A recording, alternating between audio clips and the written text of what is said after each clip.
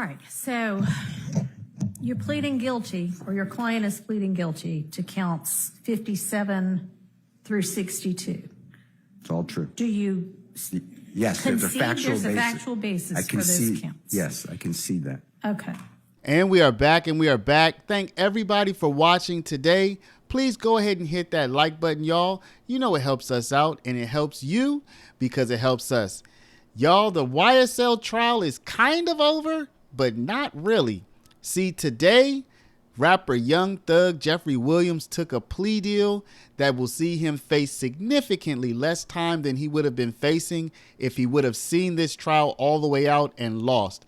Many people, including his lawyer, felt that he was winning, but Thug made the call. He made the decision that it was time to try to go home. So I'm not going to do a lot of talking. As I always say, we're going to get right into the content. But seeing as how this trial is over now, if you want to get into the legal field, if you want to work in this field, you want to learn your rights, you want to know more about everything that was happening throughout this trial and that will continue to happen because Yak and Shannon are going to keep fighting.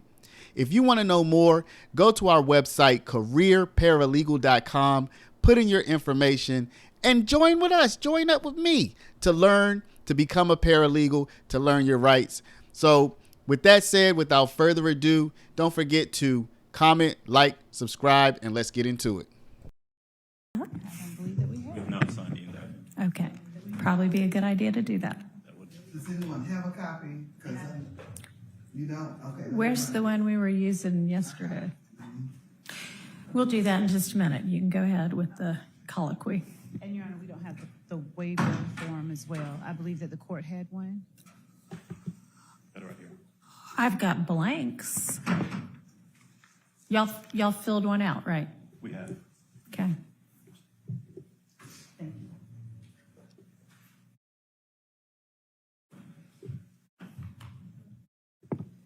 Mr. Williams, are you the same Jeffrey Williams indicted in case number 22SC183572? Yes. Okay. And are you also known as Young Thug? Yes. Are you at this time taking or under the influence of any alcohol, drugs, or medication? No. Is there any medication that you normally take that you have not been given today? No. How old are you? 33. And how far have you gone in school?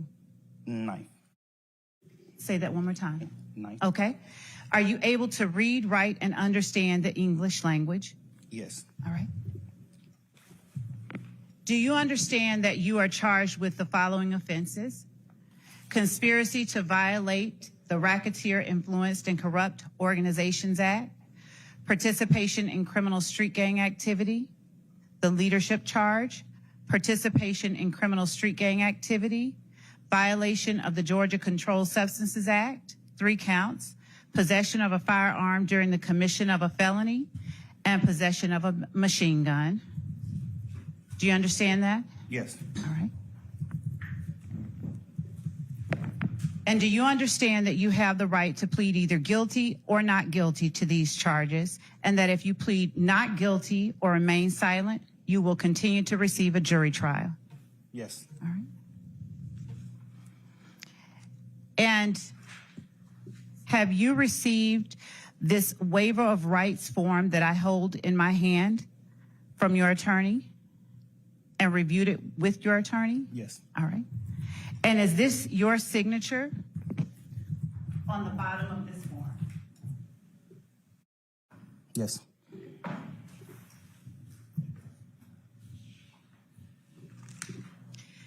Have you had enough time to speak with your attorneys, Mr. Steele and Mr. Adams, about all of the facts and circumstances known to you regarding the charges in indictment 22SC183572, including any potential defenses?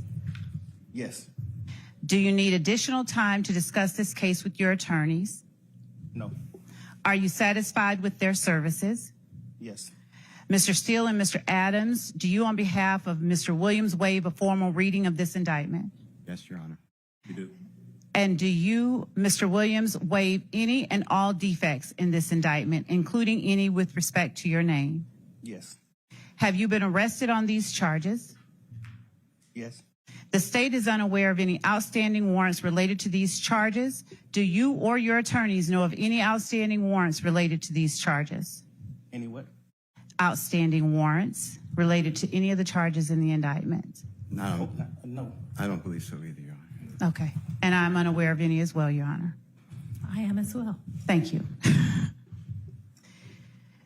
Have your attorneys advised you of the minimum and maximum sentence for each of the crimes that you are charged with? Yes. And each of the charges that you are pleading guilty to? Yes.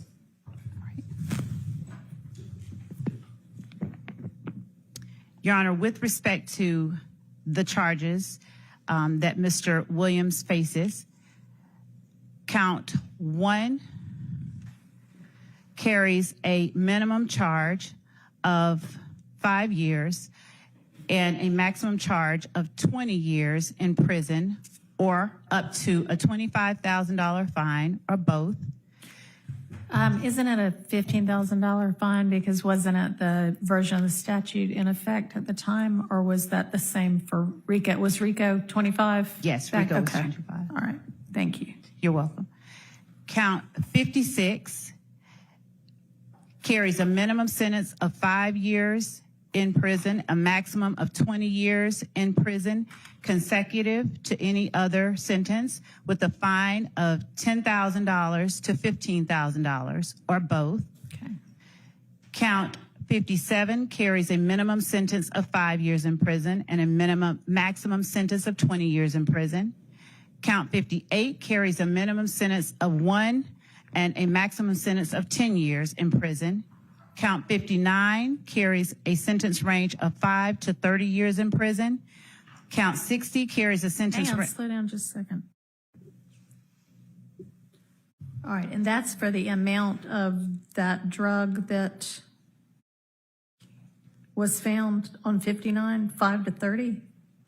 That's as a result of the charge itself, I believe, with intent to distribute. I think that 59, Your Honor, is simple possession of cocaine. I have to look at the indictment to be I sure. think that's 60. Okay. Let me look. Okay.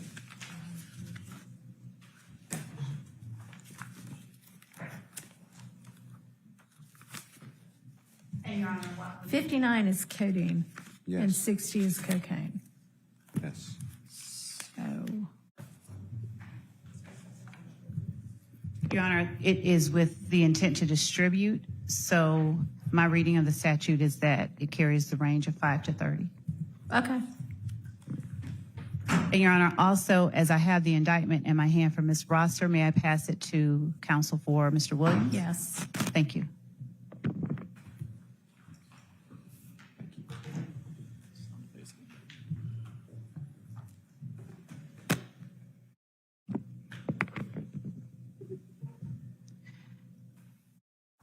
Your Honor, with the court's permission, I'll permit time Go ahead. for them to. Okay. Count 60 carries a range of 1 to 5 years in prison. Count 61 carries a mandatory 5 years consecutive to the underlying felony. Count 62 carries a sentence of 10 years consecutive for a total maximum exposure of 120 years in prison. Were you aware of that, Mr. Williams? Yes. Do you understand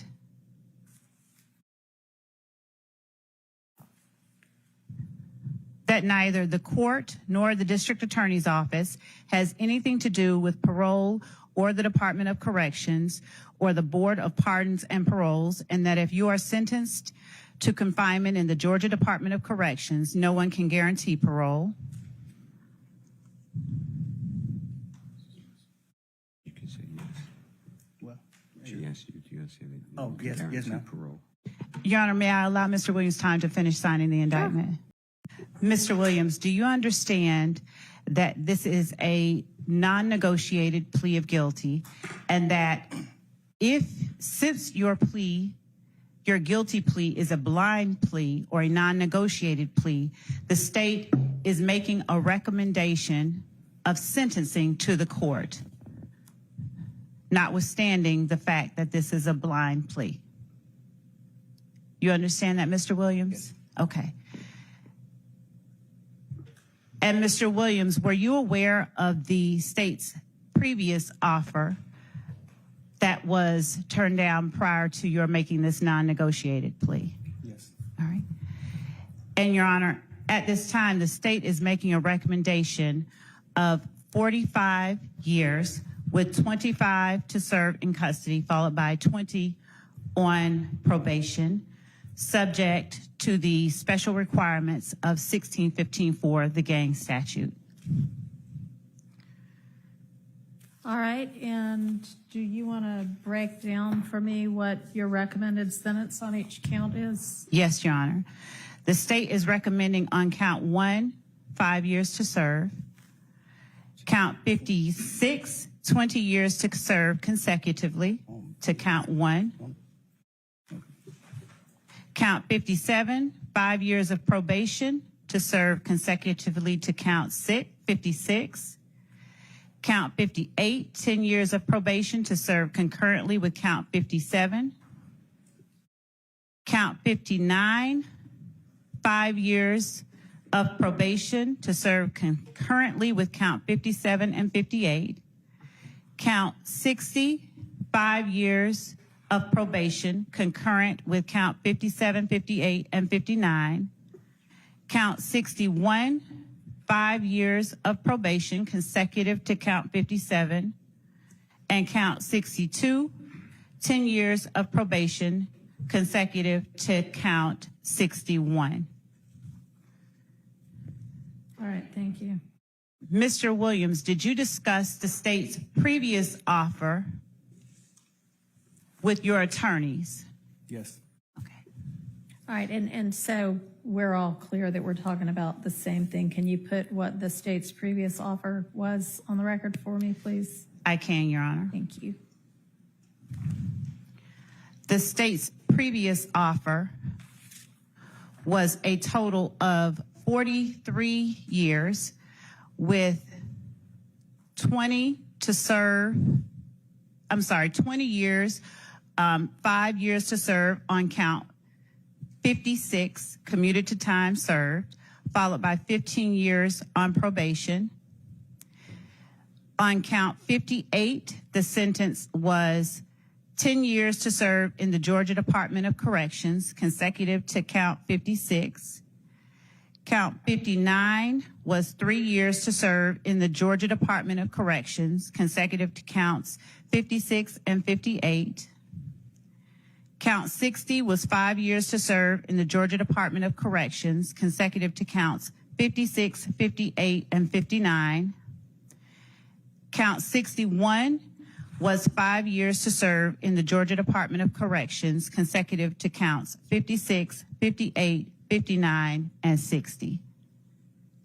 Was that the entirety of what the sentence was? No, Your Honor, I mean, I know still there were reading. special conditions, so y'all were There going are. to null pros, We, what, yeah, 1 yeah. and 62? Yes, as part Okay. of the recommended sentence, in exchange for the defendant agreeing to the special conditions that we asked the court to impose, the state was willing to null pros count 1, count 57, and count 62. Okay, and then all of that consecutive to the probation, that was going to be what we call backloaded, and what were y'all proposing with regard to that, since it was going to follow the probated sentence? The total sentence was 43 years to serve, with the first 5 years in prison commuted to time served, followed by 15 years on probation, followed by 23 years in prison, which would have been served in confinement, except that if defendant had complied with the special conditions of probation imposed as part of this sentence, the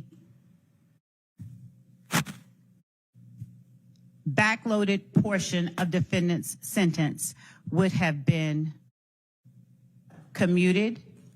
However, should defendant had violated any special condition of probation within the first 15 years of his sentence, his probated sentence would have immediately been revoked, and he would have been required to serve the entire remainder of his sentence confined to the Georgia Department of Corrections. All right, so as long as he had successfully completed his 15 years of probation, the 23 years that was going to follow it was going to be commuted to time served as long as his probation was successful. Is that right? Yes, Your Honor. Okay. And would the court like for us to? No, I was really more interested in the length of sentence and what y'all had. I know you didn't reach agreement, but y'all, that's what the last offer had been with, of course, a bunch of special conditions, which I guess is where the hang-up is. I don't know. Right. Defendant did not want to agree to the special conditions. All right. Is that basically your understanding too, Mr. Yes, Your Steele Honor. and It would Mr. have been, Adams? yes, Your Honor. Mr. Williams would have been released today for 15 years on probation. If he successfully completes that probation, then he would not have to go to custody. If he did not, he'd face probation revocation as well as 23 years, as the court said, backloaded in the Georgia prison system. But we could not come to terms on all the conditions that the district attorney was insisting upon. Okay. All right. Thank you. Go ahead, Ms. Love. Okay. And Mr. Williams, were you aware of that previous offer as well as all of the requirements that offer would have entailed? Yes. Okay. And had you had enough time to discuss that particular offer with your attorneys? Yes. All right. The previous one? The previous offer. Yes. Do you understand that the court can impose any sentence authorized by law, including a higher sentence than that recommended by the state, up to the maximum sentence on each charge in this indictment? Do you understand that, Mr. Williams? Yes. Do you understand that if you enter into a non-negotiated plea, you do not have a right to withdraw your plea once the sentence has been announced? Yes. Do you understand that this is a guilty plea which is permanently recorded on your criminal history? Yes. Do you understand that this plea may be used to enhance sentencing on other convictions in this jurisdiction as well as in other jurisdictions, including in the federal courts? Yes. Do you understand that if you are currently on probation or parole, your probation or parole may be revoked based on your entering a guilty plea today? I'm not on probation. Okay, so you're not on If you probation. were on probation, Yes. but if you're not, then it doesn't matter. Okay. Do you understand that if you are placed on probation of any kind by this court, you cannot violate any criminal laws of any governmental unit or any special conditions of probations without being subject to revocation for the balance of the sentence the court imposes? Yes, I know. Do you understand that you are not allowed to possess or use a firearm while on probation? Yes. Do you understand that if you are not a United States citizen, a guilty plea conviction will affect your immigration status and will result in deportation, just like a conviction at a trial would, and that this is true regardless of any advice by your attorney or anyone else? Yes. Do you understand that neither the court, your attorney, nor the district attorney's office has anything to do with parole, and the Department of Corrections or Board of Pardons and Paroles, and that no one can guarantee parole no matter what anyone has told you? Yes.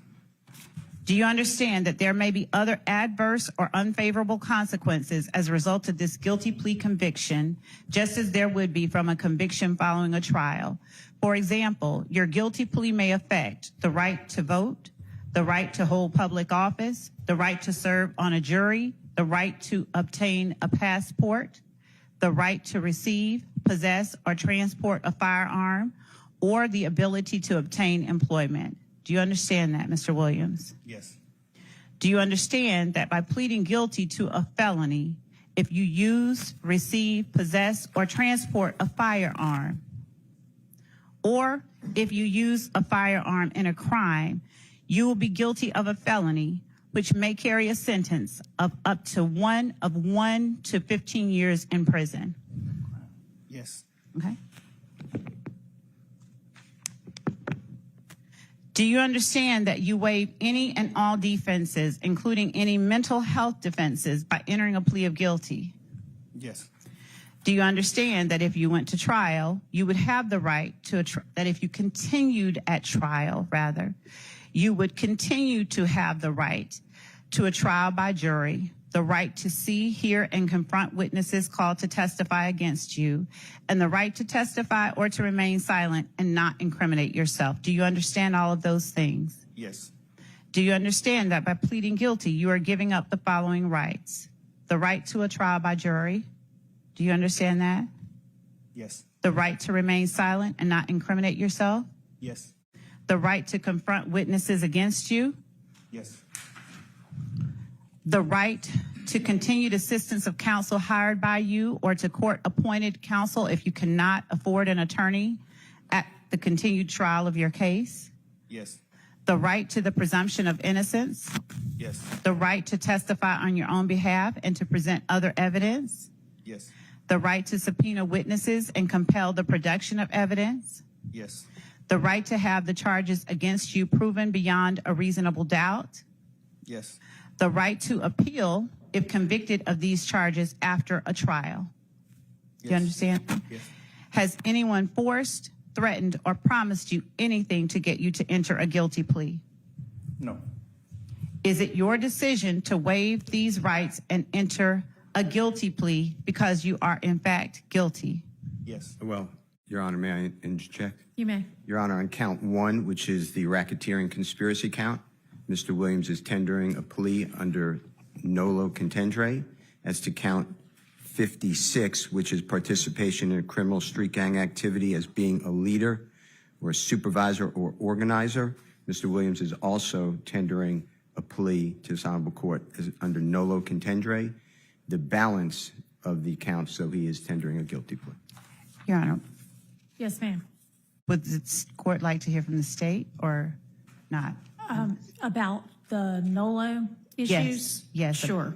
Your Honor, the state asked that the court not accept a nolo plea and require either a guilty plea or a not guilty plea as to these charges. All right. I'm going to permit a NOLO plea as to counts 1 and 56. All right.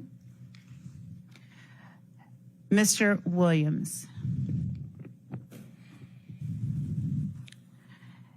as to count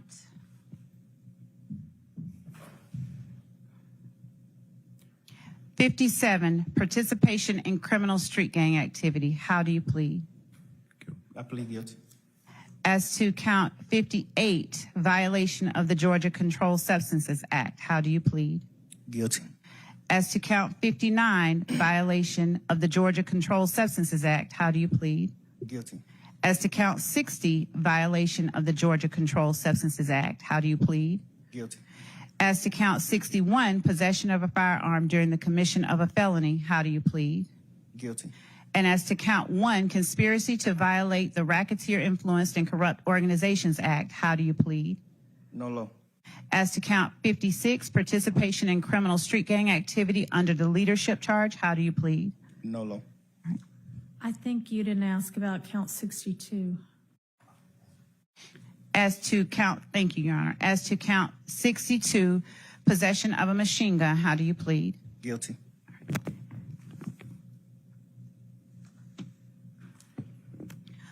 Are you pleading guilty to the offenses you have indicated because you are in fact guilty of these charges?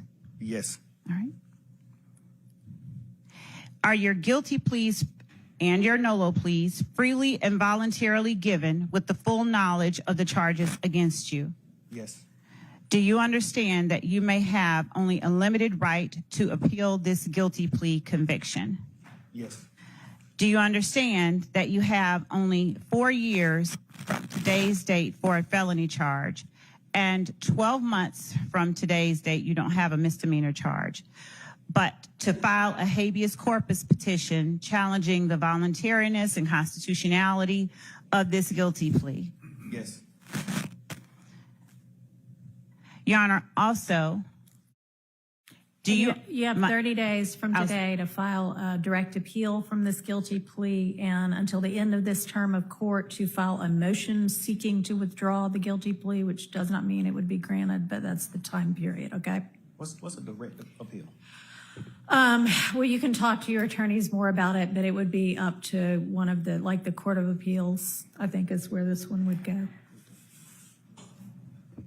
Those are just the time periods. and Your Honor, the state, in addition to the sentence we are asking that the court to impose, Okay. we would also be asking the court to require or to forfeit, have defendant forfeit all of the property that has been seized and that is currently being held, that was found or recovered or taken from his home after it was searched on May 9th. Do you have any kind of list of what that property is? I mean, I'm not familiar with what was seized. And Your Honor, we're We not do, agreeing. and Oh, I know, I mean, I assume y'all aren't agreeing to anything. We're not You agreeing would to that. present it as a negotiated plea. we're not. But we do have a list of the All right. property items. Do you have it where available right now? Yes, actually, would the court permit us to send it electronically? Sure, Because that's fine. And then if that is not imposed as a condition, is it just get litigated as like any forfeiture matter? Yeah, it would be litigated later on. Yes. It's a civil separate filing Okay. in this court. It's not related to a criminal. All right. It's related case, but it's unrelated. Understood. And we are sending that to Your Honor Thank you. at this time. And as it relates to the conditions of a conviction under 1615-4, Your Honor, we would ask, or as part of the sentence, defendant would be required to adhere to the requirements, the sentencing requirements of the gang statute, which at least in part require that he not associate with any gang members whatsoever. And I can read the rest of that into the record if the court requires, or I can continue with the factual basis. All right, and let me ask you, because I know that at least while y'all were negotiating, one of the things that I guess was being negotiated was some exception for, I think, somebody that is contractually obligated on his record label. Is that something that the state would still be in agreement to? No, Your Honor. Okay. All right, go ahead. All right. Your Honor, as part of the requirements of 1615-4, Yes. defendant would, one moment, Your Honor. Under 1615-4, in addition to any other penalty provided by the code section, all sentences imposed under the code section shall require as a special condition of the sentence that the person sentenced shall not knowingly Slow down have... just a tad, because there's a court reporter taking it down. And when we start reading, we read really fast. So go ahead. This code section shall require as a special condition of the sentence that the person sentenced shall not knowingly have contact of any kind or character with any other member or associate of a criminal street gang, shall not participate in any criminal gang activity, and in cases involving a victim, shall not knowingly have contact of any kind or character with any such victim or any member of any such victim's family or household. So that is, and we've listed in our indictment the victims of the crimes, the overt acts that have been committed, and under the basic conspiracy law, those are the victims that we are naming. Your Honor, as this case has been tried and would continue to be tried until the state completed its case in chief, the evidence has shown that the defendant,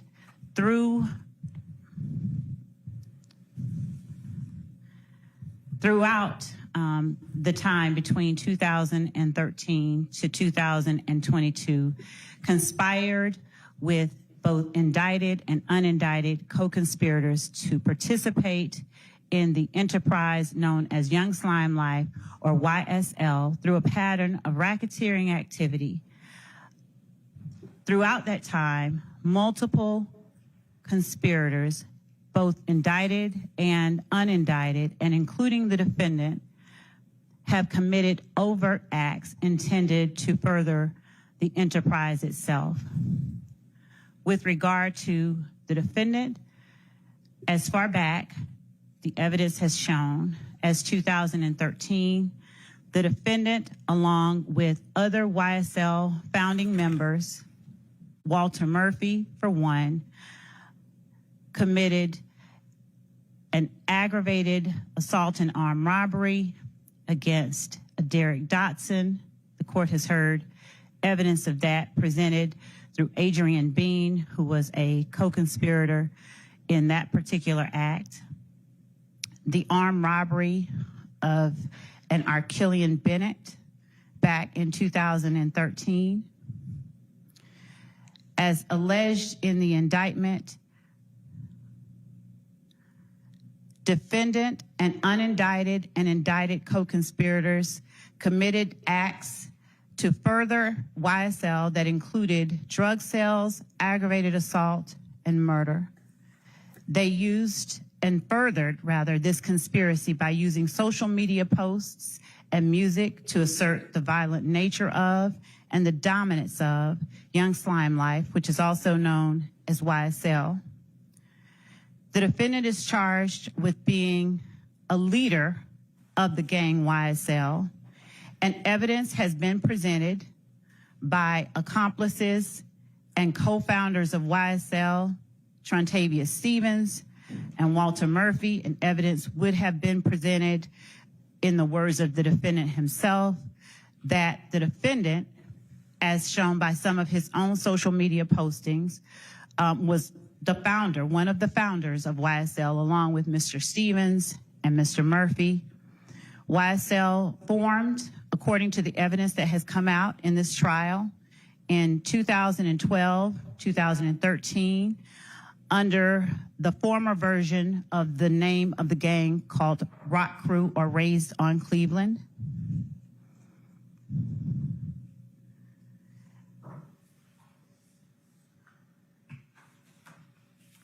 The court has heard evidence of the 2014 and 2015 incidents that have involved conflicts between YSL members and IF gang members, that included someone shooting the window of Mr. Williams' car, and armed individuals rushing outside during shootings at Club Crucial to ensure Mr. Williams' safety, shootings at a place called the Dugout where armed individuals rushed to ensure Mr. Williams' safety, shootings at Mr. Kelvin Watts committed by members of YSL, communication with members of YSL after those incidents, and ultimately the murder of Donovan Thomas at the hands of members of YSL. The evidence has shown and will show that on January 10th of 2015, members of YSL drove a car rented by the defendant, a gray Infiniti, and drove past Mr. Thomas as he stood outside of a barber shop congregating with friends, and unloaded an array of bullets on Mr. Thomas, hitting him, his Chevrolet Tahoe, and two other persons in the process. Mr. Thomas died from those bullets. Phone records show that communication was held between Mr. Williams, Mr. Kelvin Treadwell, Mr. Demise McMullen, corroborating accomplice testimony that has been presented in this courtroom regarding what happened, who committed the murder, and what happened to the guns and the vehicles that were used in the murder. After the murder of Donovan Thomas Jr., the members of YSL responsible for the murder and members of YSL who were not responsible for the murder congregated at Mr. Williams' condominium called the Sky House, and they all made plans and later either drove or flew down to Miami. Prior factual acknowledgments by members of YSL include that Mr. Williams gave each of the persons who accompanied him to Miami money to lay low as they left the city following the murder of Mr. Thomas. The evidence has shown the ensuing conflict that occurred after Mr. Thomas was killed. It has shown shootings at Mr. Rashawn Bennett's home, shootings at Mr. Darren Mills' mother's home, and I said Mr. Rashawn Bennett's mother's home. Shootings unrelated to the conflict with members of If Gang, of a Lil Wayne tour bus. That shooting followed the confronting by Atlanta Police Department of members of YSL that drove to the compound where Lil Wayne was making an appearance and who drove there with the intent to disrupt and cause harm and to shoot up Lil Wayne's tour bus. Lil Wayne was another artist with whom Mr. Williams was having conflict, according to the testimony that had been presented. Mr. Williams had come out at that time with a mixtape that carried the name of an album that Mr. Carter was set to release and was not able to because his label would not allow that to happen. That caused a contractual or the threat of a lawsuit. It caused Mr. Williams angst. He posted about it. He said derogatory things about the persons who were threatening him with the lawsuit.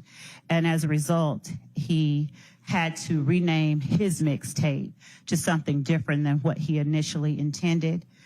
The person who ultimately was convicted of shooting that tour bus up, Jimmy Winfrey, is a person that I believe that recordings have come in regarding jail phone calls, rather, from Mr. Winfrey and members of YSL regarding communication about getting a lawyer. Following the shootings that occurred in 2015, music, social media postings, and other overt acts were committed by Mr. Williams and other members of YSL, taunting members of groups that they considered opposition to YSL, posting of threats of violence by members of YSL against those people. Specifically, the music, Your Honor, contained lyrics such as the following: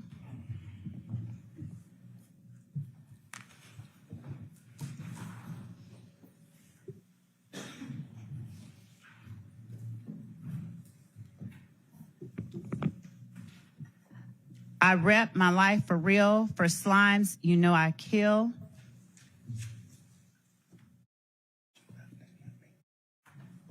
I shoot at your mammy, need to stand down. I up my stamina, take it to trial, get an appeal, take it to trial, pay for that casket, that's just if we whack 'em.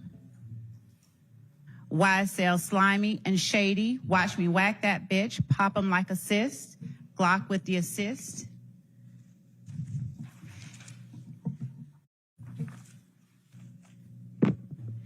It also consisted of a song wherein Mr. Williams sang or rapped the lyrics, "Hey, this is that slime shit, that YSL shit, killing 12 shit, fuck a jail shit.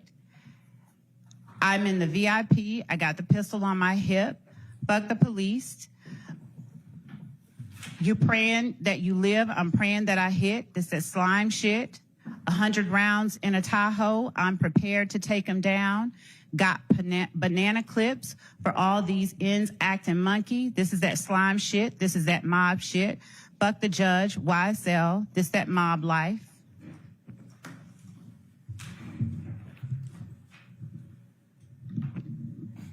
Defendant Williams released a video on YouTube of a song wherein he states, "I shot at his mommy, now he no longer mentions me. Act like you want war and they gonna smoke you like a blunt."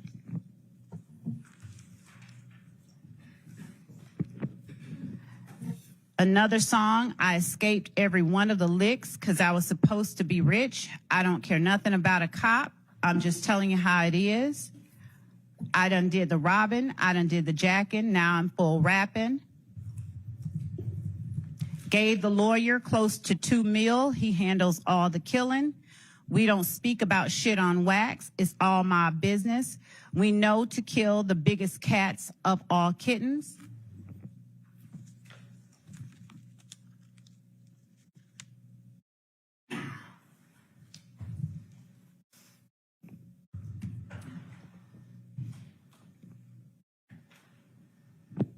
In another song, "I was on Cleveland, stuck like a magnet, bitch ass N-word, pay for that casket, that's just if we whack 'em."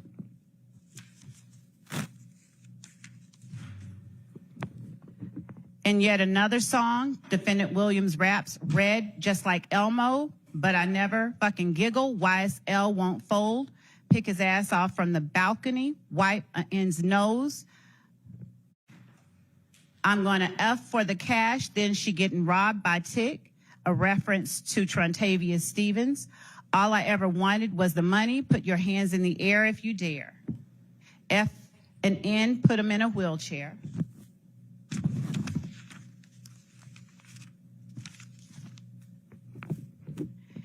And even later on, Mr. Williams, and I believe that this was in 2019, made a post to YFN Lucci or Rayshawn Bennett. If I ain't like what you do for your mother and kids, I would have been killed you."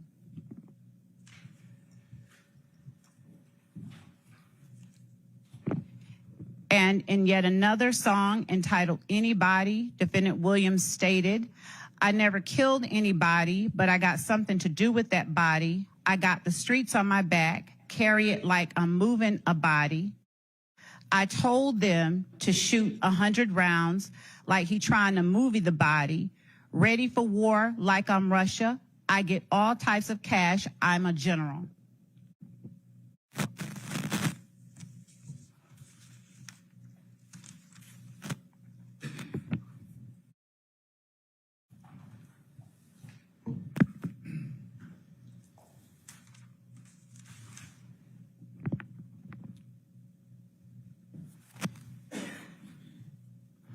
As Mr. Williams' prominence in the music industry rose, his ascension within or in leadership in the gang YSL became more apparent as he rapped and talked about the crimes that YSL co-conspirators and members committed and how he got away with robberies.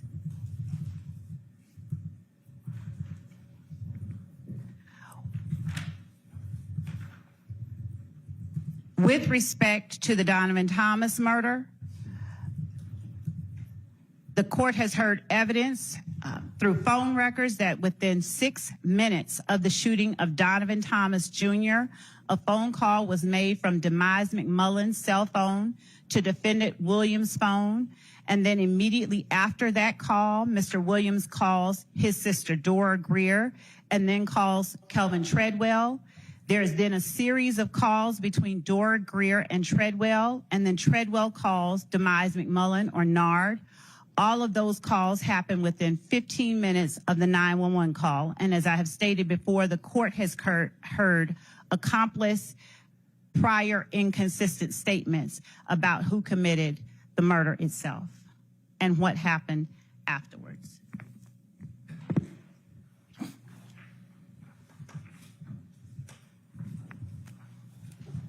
The conflict between YSL and members of If Gang continued into 2019, wherein Mr. Williams raps the lyrics that I referred to earlier.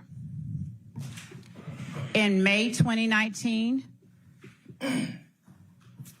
a YSL member shot multiple times at a vehicle owned by Rayshawn Bennett, a black and red Mercedes-Benz G-Wagon. At the time was being driven by a Milton Howard Jr. It was after that incident, later in August 2019, that Defendant Williams posted on his page the language, YFN, if I ain't like what you do for your mother and kids, I would have been killed you. The post was then deleted from his account. Through text messages of a co-conspirator, Marquavius Huey, there was communication between Mr. Huey and Mr. Williams, both in January and in September of 2020. On January 19th, 2020, Mr. Williams sent a flyer to Marquavius Huey with the performance location of Rayshawn Bennett or YFN Lucci. And when he sent that, he sent it with the message, "Handle that tonight, SLAT, S-L-A-T-T. Mr. Huey responded, SLAT, S-L-A-T-T. On September 2nd, 2020, Mr. Huey sent a flyer to Mr. Williams with another performance location of YFN Lucci, and Mr. Williams responded, SLATty, that is S-L-A-T-T-Y, handle and stay very low. Mr. Huey responded, SLAT, and for show, F-A-S-H-O. I've been out the way and appreciate you for everything, my brother. Never about money with me. I'm built on loyalty. Mr. Williams responded, SLAT, handle that. I got you. Through text messages and on a separate occasion, Mr. Huey said and conveyed to Mr. Williams that he would sit down for any one of them, and I believe that to be a reference of going to jail. When Mr. Bennett was not killed in 2022, Jaden Myrick sought permission from Defendant Williams to stab Mr. Bennett while Mr. Bennett resided with Mr. Myrick at the jail. Mr. Myrick reached out to co-indictee Khalif Adams, who reached out to co-indictee Demikion Garlington to get permission from Mr. Williams. Demikion Garlington was also involved in the back and forth shootings back in 2015. On February 9th, 2022, Rayshawn Bennett was stabbed by Jaden Myrick at the Fulton County Jail. And after that stabbing, Mr. Myrick reached out multiple times to Mr. Adams for some type of compensation for the stabbing. Mr. Adams reached out to Mr. Garlington about the payment for the completion.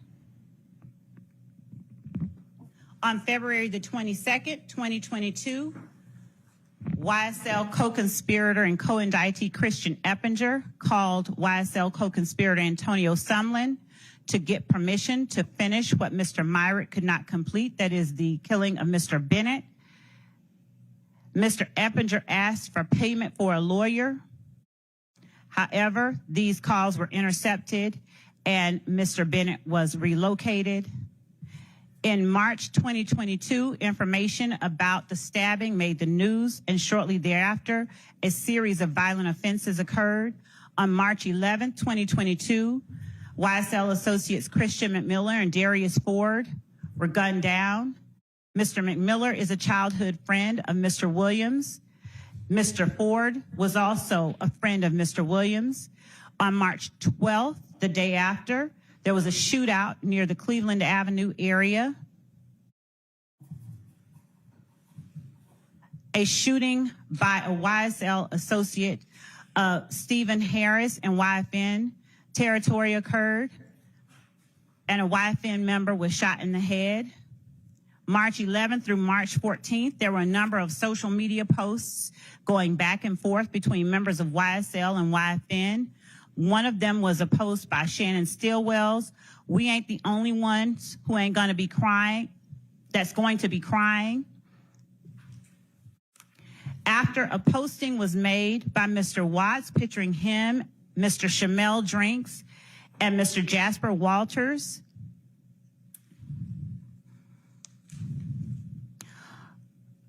on March 14th, 2022, after YSL members spotted Mr. Drinks at a gas station, Mr. Drinks was gunned down as he drove away from the gas station and waited at a red light. Later, Mr. Stillwell, Mr. Nichols, Mr. Garlington, and Mr. Farley were all charged with the murder. That is one of the acts that we are still and would anticipate the court seeing the evidence of during the course of this trial.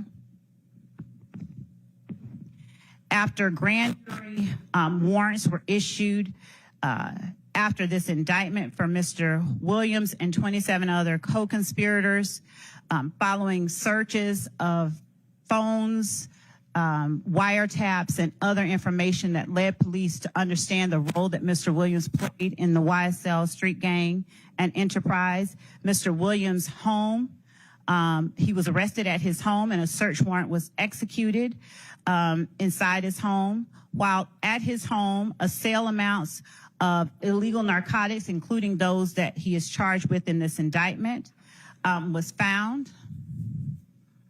Also found was the machine gun with which the defendant has been charged in this indictment.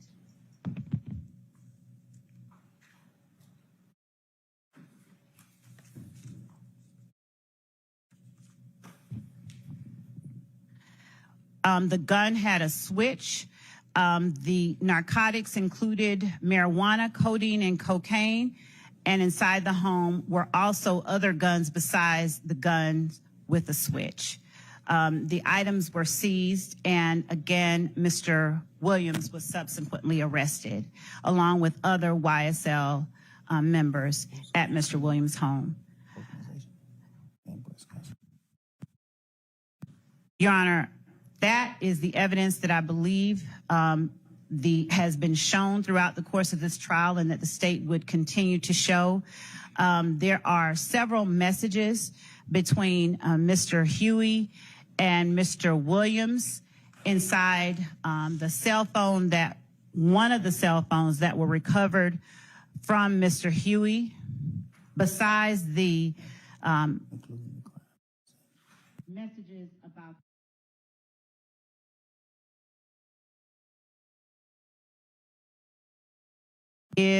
tells Mr. Williams he has a new number.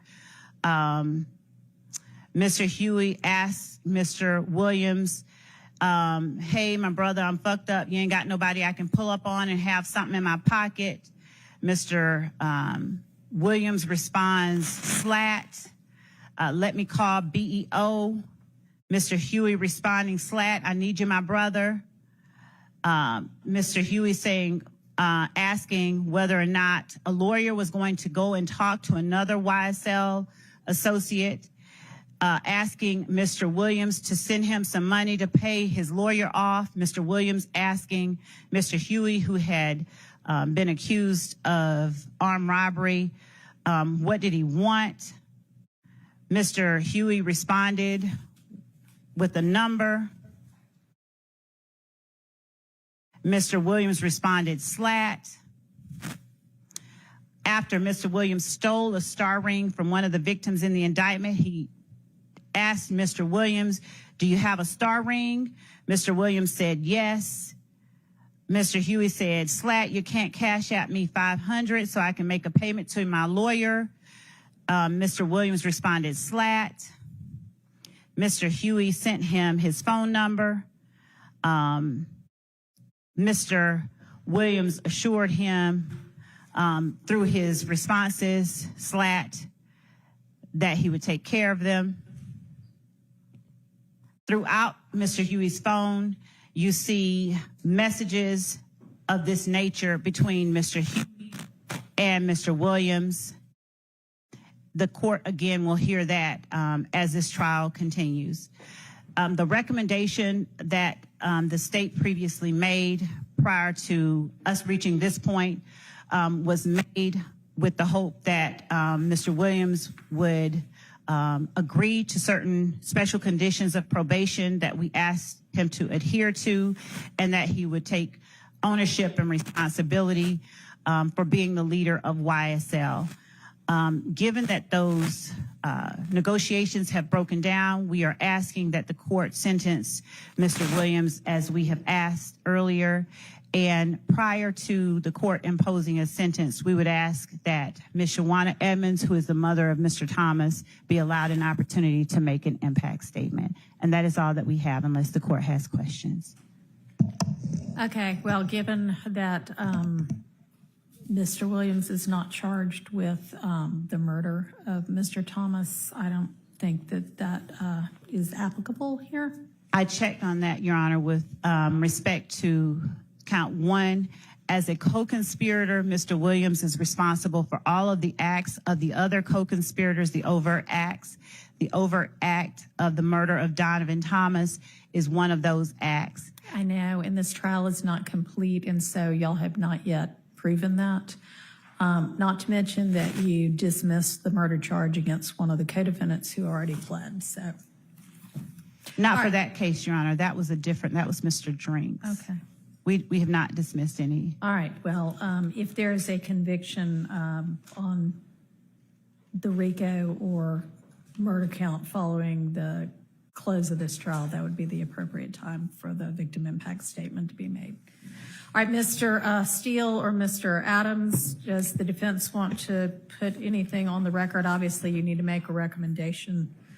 Yes, Your Honor. Go ahead. Many of the statements made by the prosecutor we vehemently disagree with. The prosecutor misstated many pieces of evidence and then took liberty that that is the state's theory. Mr. Williams has tendered a nolo contendre plea to the RICO conspiracy count. And in that count, there are several overt acts. And the first one, Your Honor, deals with a traffic stop. It's on September 9th of 2013. And I won't go through every one because it might take a long time, but just for completeness for this, the court knows, Mr. Williams is driving a car. There is a dash cam video of the stop. The officer who testified at the trial 11 years later, the case was a gun was found under the passenger seat. Mr. Williams is not tied to the gun. He's not convicted of that. And the dash cam video that the officer said would have picked up sound as well as definitely video was never turned over to us, supposedly lost. Could not explain the loss. The armed robbery in another overt act of Mr. Dodson, D-O-D-S-O-N, has the following information. The state only, because we haven't called witnesses yet. So the state put up a man who said nothing except, I don't recall. And then they put in his prior recorded jail calls. That man was taken, his name is Mr. Bean, B-E-A-N. He was taken to Grady Hospital and he was spoken with by a detective. The state vehemently accused me of lying to the jury, that the man never went, Mr. Bean was never taken to Grady Hospital, and that somehow I planted on him to say something on a recording where he said, the reason I implicated Jeffrey Williams is because the police told me that it would be easier for me. Then I had to go through the CAD reports and show that Mr. Bean was in fact taken to Grady Hospital, and Mr. Bean on recording told Detective Quinn, who of course told the truth, yes, when I spoke to the detective previously, I did lie. Then what the state doesn't tell the jury is that there's another man in the car. He is shot at the scene. He's arrested. He pled guilty. His name is Fred Prethro, P-R-E-T-H-O. And Mr. Prethro is in the Georgia State Prison System, easy to find. Mr. Prethro was in Grady Hospital also, unfortunately suffering from a gunshot wound. And you can hear the medical equipment behind him. And Detective Williams came in and was recording the whole conversation and said how many people were in the car. And Mr. Prethro names the people. Adrian Bean, who's the gentleman I just said, himself, and Walter Murphy. Are you sure there weren't a fourth person in the car? No, the three of us. The state doesn't call that person. The state does call Detective Williams. So I wanted to ask and inquire on that. The state, to obstruct, if that's obstruction, asked the predecessor court to prohibit me from getting into the fact of any conversation that would have impeached another witness. It's fine. Fred Prethro's on my witness list as well as the detective, and I have the recordings.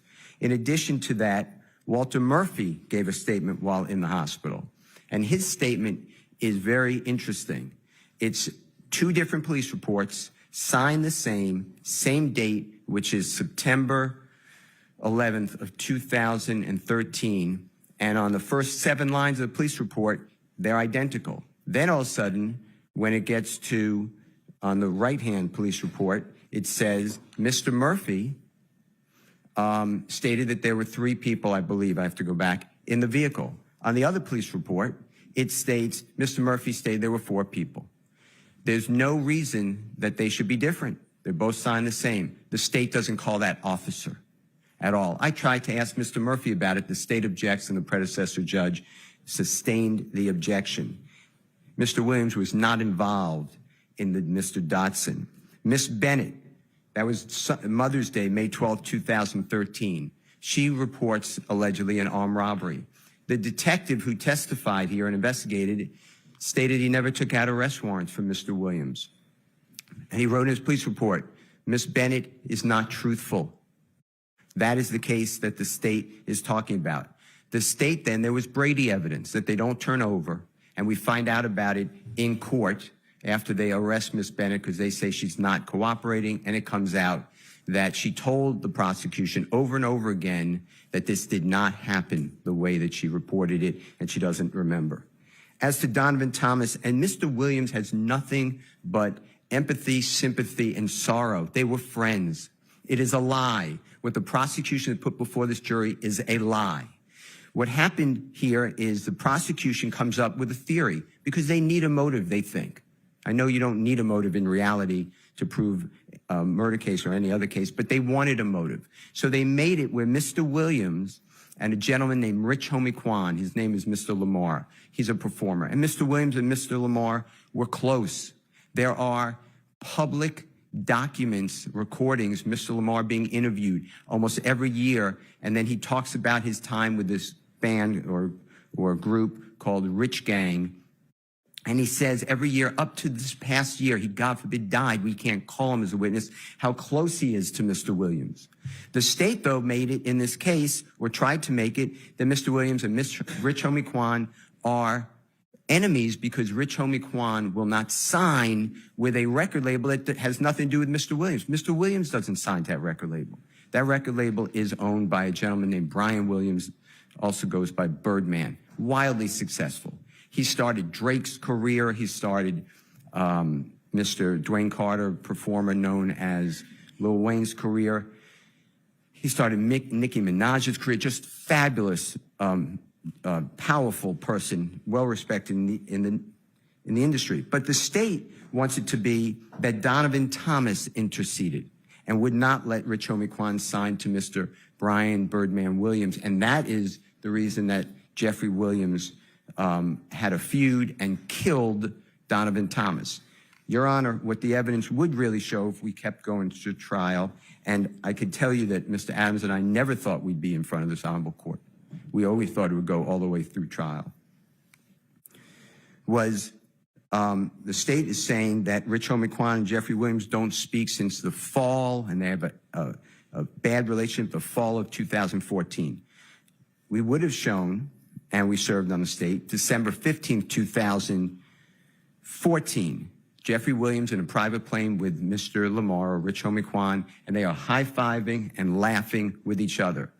That is on audio video. There's a man who the state hasn't called yet, Mr. Martinez Arnold, also known as Duke. It's on the state's witness list. He's represented by the Honorable Ashley Merchant.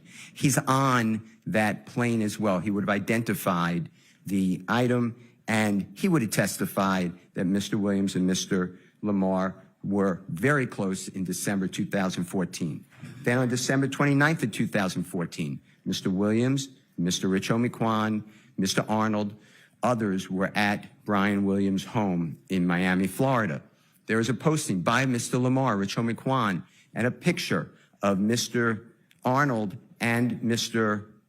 Lamar, and they said, Mr. Lamar says, "This is my number one man, Duke," or something to that effect. We would have put that into evidence. In addition to that, Your Honor, on December 8th, 2 days before Mr. Thomas, God forbid, was killed, Mr. Williams is with Mr. Thomas, as well as Mr. Sledge and Brian Williams in Brian Williams' tour bus outside of a fabulous entertainer, artist, Mr. Clifford Harris, T.I.'s studio. And at that time, they were very close.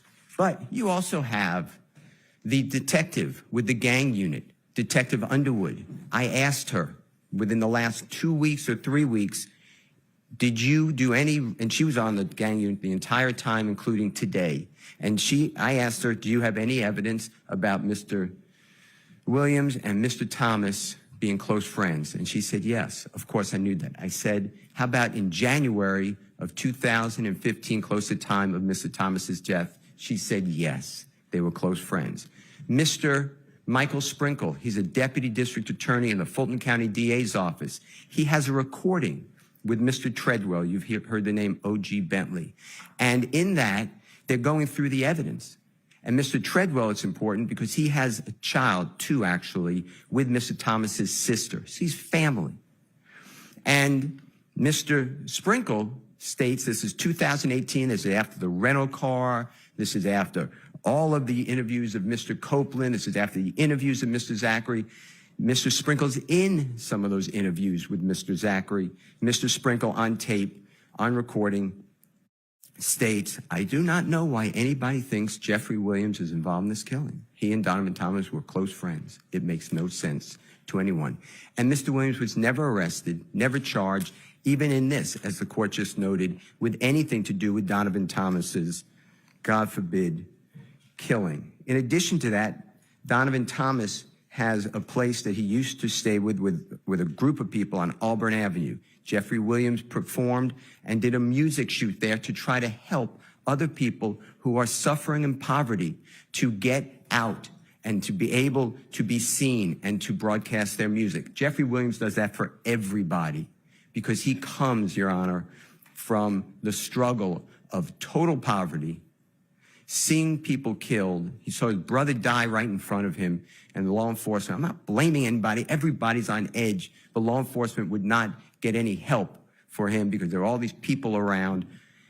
It is just, what Mr. Williams has gone through is wrong for everyone. It's not just Mr. Williams, it's that whole community, but he's trying to get people out of poverty and out of that community. I have been with Mr. Williams, where we have gone to speak with children together, and he tells them, don't be a rapper. Be like Brian, be a lawyer, keep in school. He tells his children, get your education.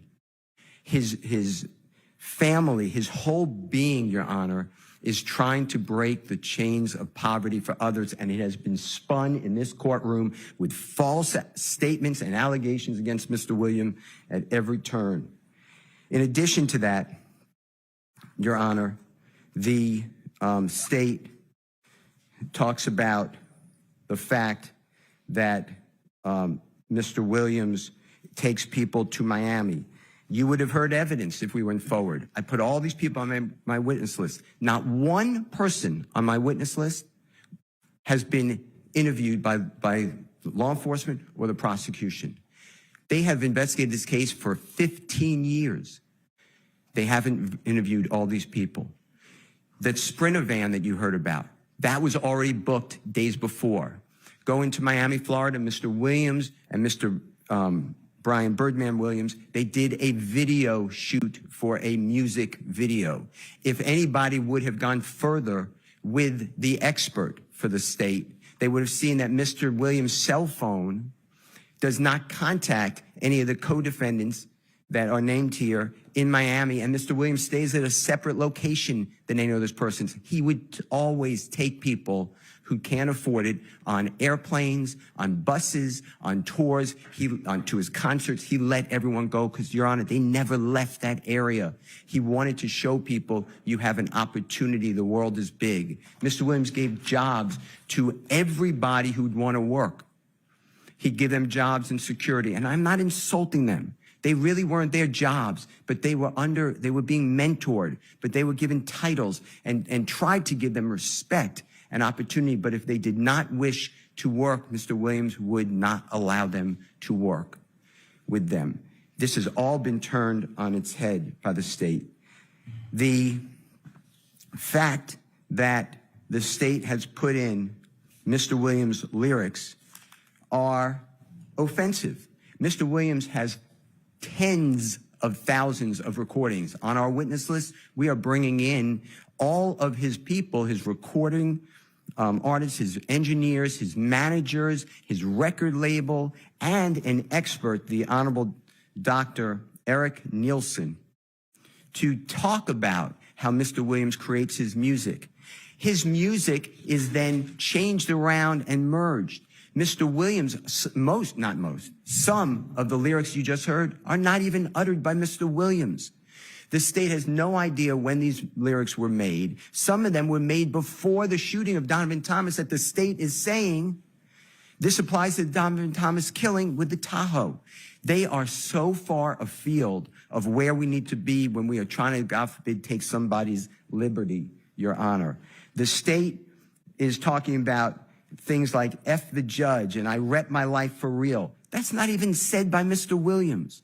But they don't care to find out. They are on a tunnel vision to try to convict a man who should not be convicted. The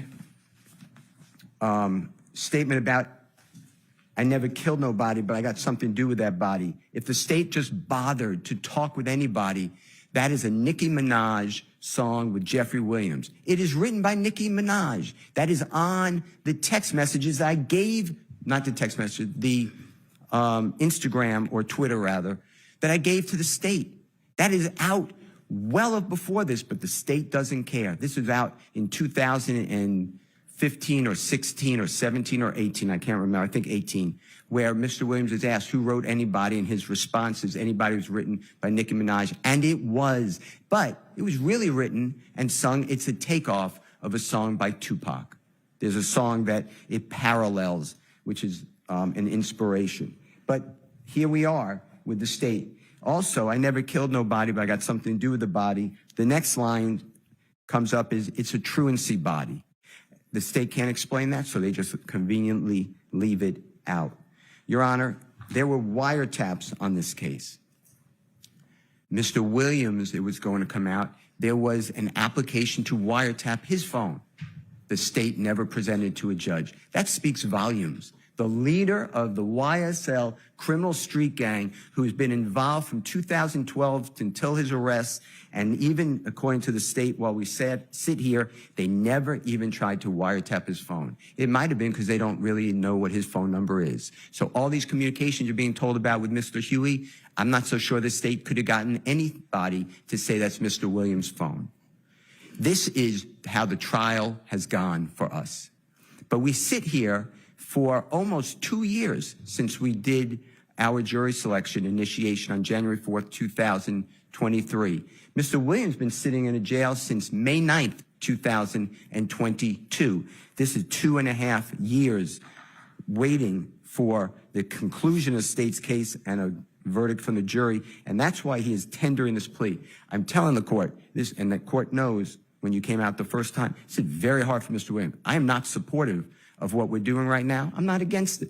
But I told Mr. Williams, you okay with me saying this? Yes. I told Mr. Williams that I think we're winning the trial and we should go to verdict. But he told me I can't wait another 3 months if there is any possibility I could go home because I have children that are hurting. I have things to do, and he has some medical issues that he would like to tend to. He eats out of a bag, Your Honor. He eats processed food only. He gained 75 pounds during trial. He's lost it since. But it is hard. You know, for me, it's only 3 more months. It's enjoyable, actually. I enjoy coming. It's not that enjoyable for Mr. Williams. He told me he wakes up. Can I say? Yes. He wakes up every day, and it's another day in HE blank blank. Your Honor, the state is talking about, in this case, they put in social media. This honorable court was not here, but the state put in that Mr. Williams, in the indictment, Mr. Williams put out a call for murder. He put $24 million murder for hire on a person's head. That is a lot of money, and that is awful. If they would have read the chat, the Instagram chat, Mr. Williams, right above it, there's a picture of a very well-known, very accomplished musical artist who actually had surgically implanted in his forehead a pink diamond worth $24 million that day. That's what Mr. Williams would talk about. That's the type of evidence that is coming from the state of Georgia in this case. It is wrong. This is all wrong. And I know we're pleading guilty, and I know we're pleading nolo, and I know we're asking this honorable court for a certain sentence, and we'll get to it with the court's permission. But this is the type of evidence that there is. But it is holding this man hostage. And that's not really what we're supposed to do, district attorney time, in the state of Georgia or anywhere. The state then, because I opened on that, then they never bothered to put in all of the chats. Why did it take me to read the chats? In addition to that, going back to Donovan Thomas, talking about Mr. Williams involved, the state did a geofence. A geofence tracks his devices. It doesn't have to be a phone. It could be an iPad. It could be any type of electronic device that targets and is used. You don't have to be on the phone. It's the contact. If he has an app open, it'll capture it. And the state targeted the McDonald's, where they keep saying that Mr. Williams met with people there. They targeted the barbershop where, God forbid, the killing occurred. And they targeted a third location, no, 2 locations. And it comes out, Ms. Williams' devices are not there. It's exculpatory. I don't get that information. I got that because I interviewed Lieutenant Crabtree, and the results can't be found, according to prosecution. I did a motion for that. They just can't find it. That is great evidence for Mr. Williams. It would have also shown clearly that when he does go down from his house after getting this call that I'll talk about from Demise McMullen, he's not with these other people. And the expert for the state, the FBI agent who does the telephone analysis, Mr. Williams' phone does not ping off the same tower as a Demise McMullen or a Mr. Copeland or a Mr. Garlington or whomever. The state of Georgia has misrepresented for 2 years in front of this jury. They have hidden evidence. They have violated Brady. They have falsely accused Mr. Williams. Your Honor, saying that Mr. Williams gets that call 7 minutes after, the state said 6, it was 7 minutes after the killing of Donovan Thomas from Demise McMullen. Mr. Williams was already out of his home. Mr. Demise McMullen's calling Mr. Williams. He's not even there. He's going down to meet with Mr. Kelvin Treadwell, also known as O.G. Bentley. O.G. Bentley was supposed to go to Miami, Florida. They were talking about this deal. And Mr. Williams, that day, he was given another contract. Mr. Williams, by this time, he went from zero money. He is a multimillionaire at the time. He doesn't need the Cleveland Avenue drug deals for $15. He doesn't need the shootings. He wasn't even living in Atlanta since 2018, 19, 20, 21. He came back the very end of 21, 6 months, and he got arrested in May of 2022. In his house, Your Honor, we have everyone on the witness list.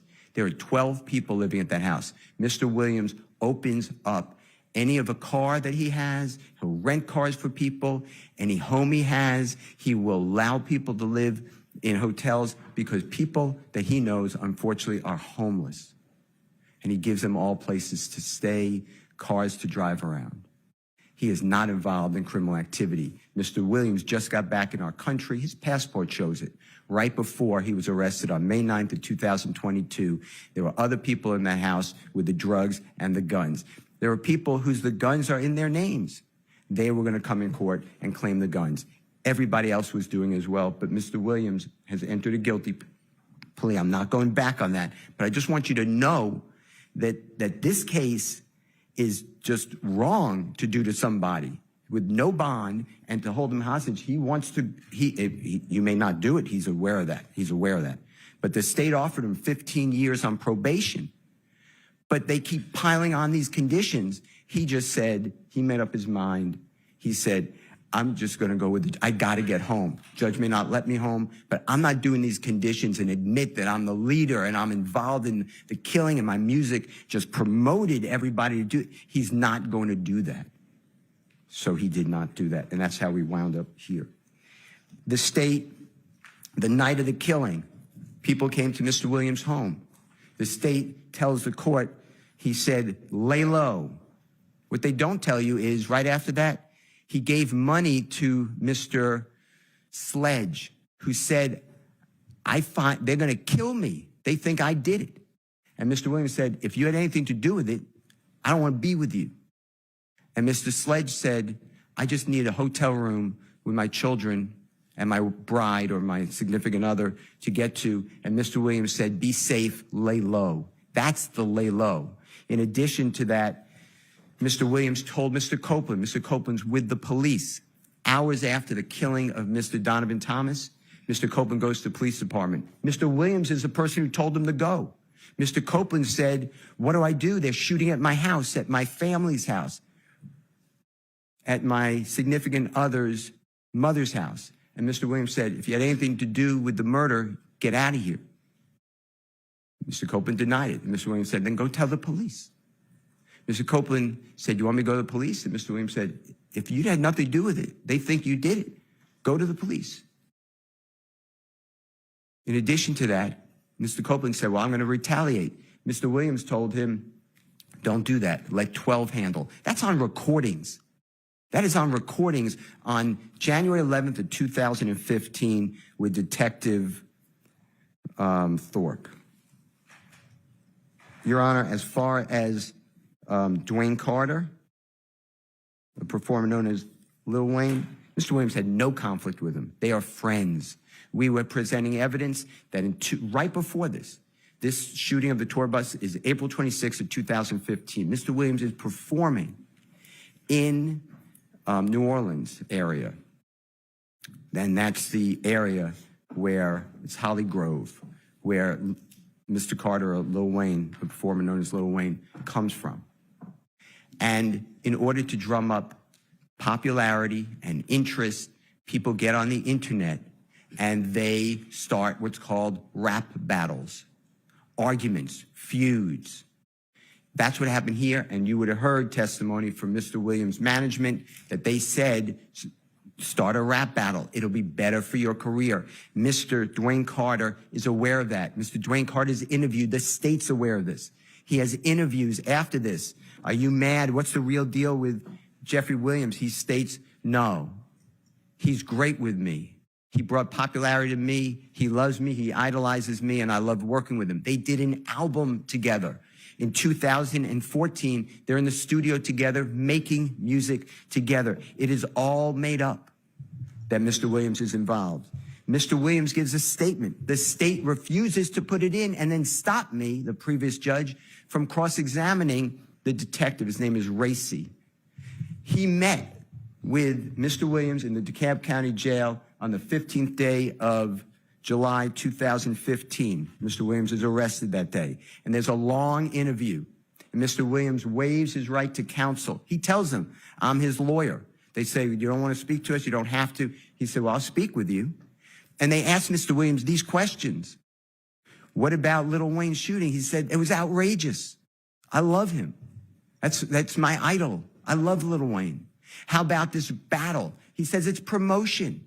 They asked him about his rap lyrics. It's the only person that the state ever did anything about rap lyrics with. And they asked Mr. Williams, what about the rap lyrics? And he tells them, it's hyperbole. He didn't use that word. He used the word, it's made up. It's rhyming. It's made up.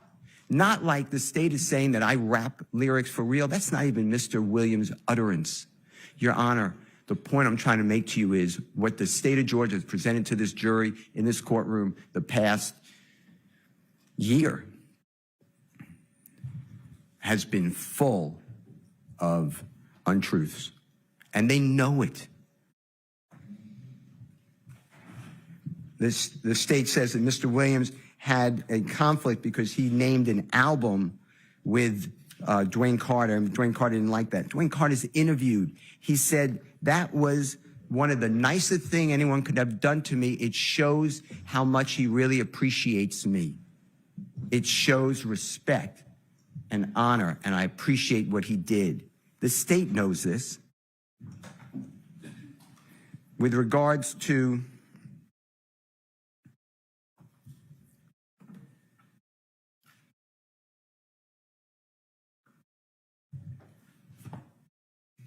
Jimmy Winfrey, what the state did is they put in a recording. It's not Mr. Williams. It's a jail recording, Mr. Winfrey and an unknown person. And then unknown person says, when you get out, you're going to get a Porsche and $250,000. Mr. Williams not privy to that. The state looked at all of Mr. Williams' bank records, everything. They undressed him financially. There's zero evidence Mr. Williams did anything for Mr. Winfrey. The state tells you that Mr. Winfrey asked for money for a lawyer. The conversation was, and it's recorded, it was with Mr. Williams' manager. And Jimmy Winfrey said, I need to show that I was gainfully employed for the court. Can you get me something from YSL? And the manager said, yeah, if we have it, and if it's true, yes, you can have it. That is it. There's no evidence that Mr. Williams paid for anybody's lawyer, Mr. Winfrey or otherwise. In addition to that, Your Honor, the social media postings with Mr. Rashawn Bennett, also known as YFN Lucy. So Mr. Williams, the state tells Mr. Bennett on social media, I would have killed you if I didn't like the way you take care of your mother and children. That is the post. What they don't tell you is Mr. Bennett, who is also, to his credit, trying to drum up his career. Mr. Bennett is picking on Mr. Williams, who's a much higher profile artist than Mr. Bennett at that time. And Mr. Bennett is saying that he slept with Mr. Williams' fiance, while Mr. Williams and she are a significant couple, that Mr. Williams' music is awful. Nobody should listen to his music ever. Mr. Williams responds by saying, we can do an album together if you want. Stop this. The man continues of how he's sleeping with Mr. Williams' significant other, and then Mr. Williams responds by saying, I would have killed you except for what you do. That is the context that they don't tell you about. And Mr. Williams did nothing to Mr. Bennett. In fact, the evidence would have shown, if we had time or we would have gone forward, that Mr. Bennett and Mr. Williams are on the red carpet receiving awards in California, sitting right next to each other and taking photographs. This is not that Jeffrey Williams is a known person who is all over the place. If he did something, somebody wanted him, they can find him. This is not he's not hanging out on Cleveland Avenue. What the state is saying are not true. The situation with Mr. Bennett. So he's in the Fulton County Jail, and he's housed. And there are crazy, sick, violent people. And they're on the phone. And Mr. Myrick, M-Y-R-I-C, is calling other people, supposed co-conspirators. How much will Jeffrey Williams give? He doesn't say that, but that's the theme of it, as well as Christian Eppinger. What the state doesn't tell you is that when Mr. Sumlin is asked, hey, find out how much Thug will pay me to kill Mr. YFN Lucci, Mr. Sumlin says, I don't know his number. I can't get in touch with him. He doesn't talk to me.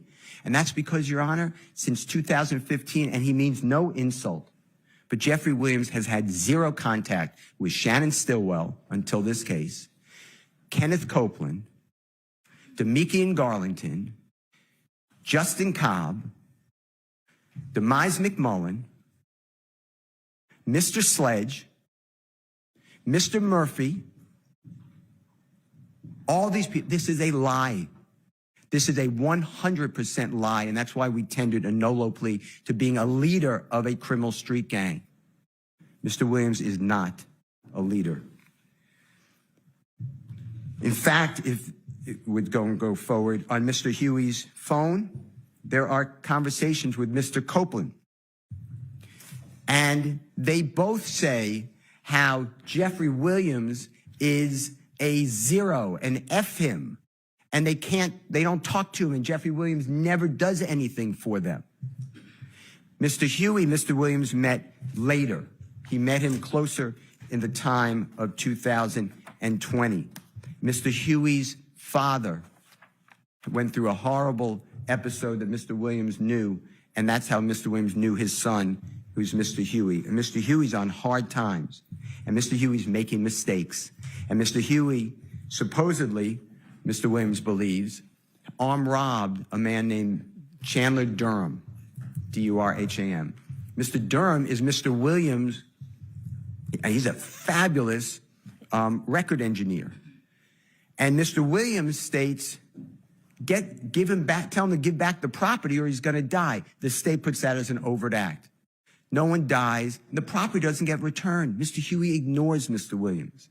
The state told you today that Jeffrey Williams sent Mr. Huey a posting that Mr. YFN Lucci is going to be performing on January 19, 2020. That's not true. Mr. Huey sent that to whoever phone that was. And all it says is slat and slatty. Well, I went out to the places that Mr. Bennett was supposed to perform. There's no shooting. There was no fight. There was nothing to report. There's nothing here.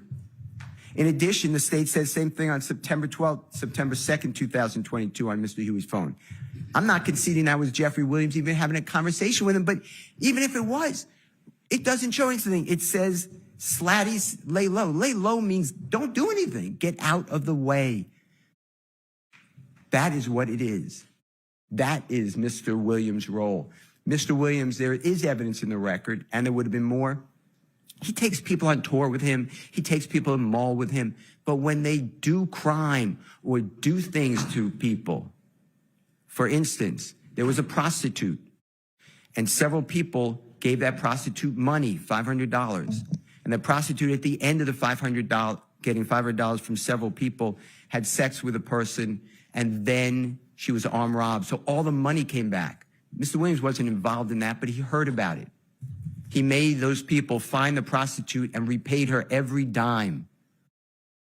People stole from stores that Mr. Williams found about. He went to the stores and he repaid all that. He didn't steal anything. He doesn't need to steal anything.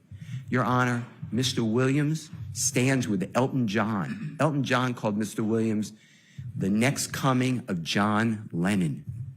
Mr. Williams is unbelievable talent. He's not just a rap artist. In fact, when he's interviewed in 2017, he gives a statement and he says, I had to learn rap.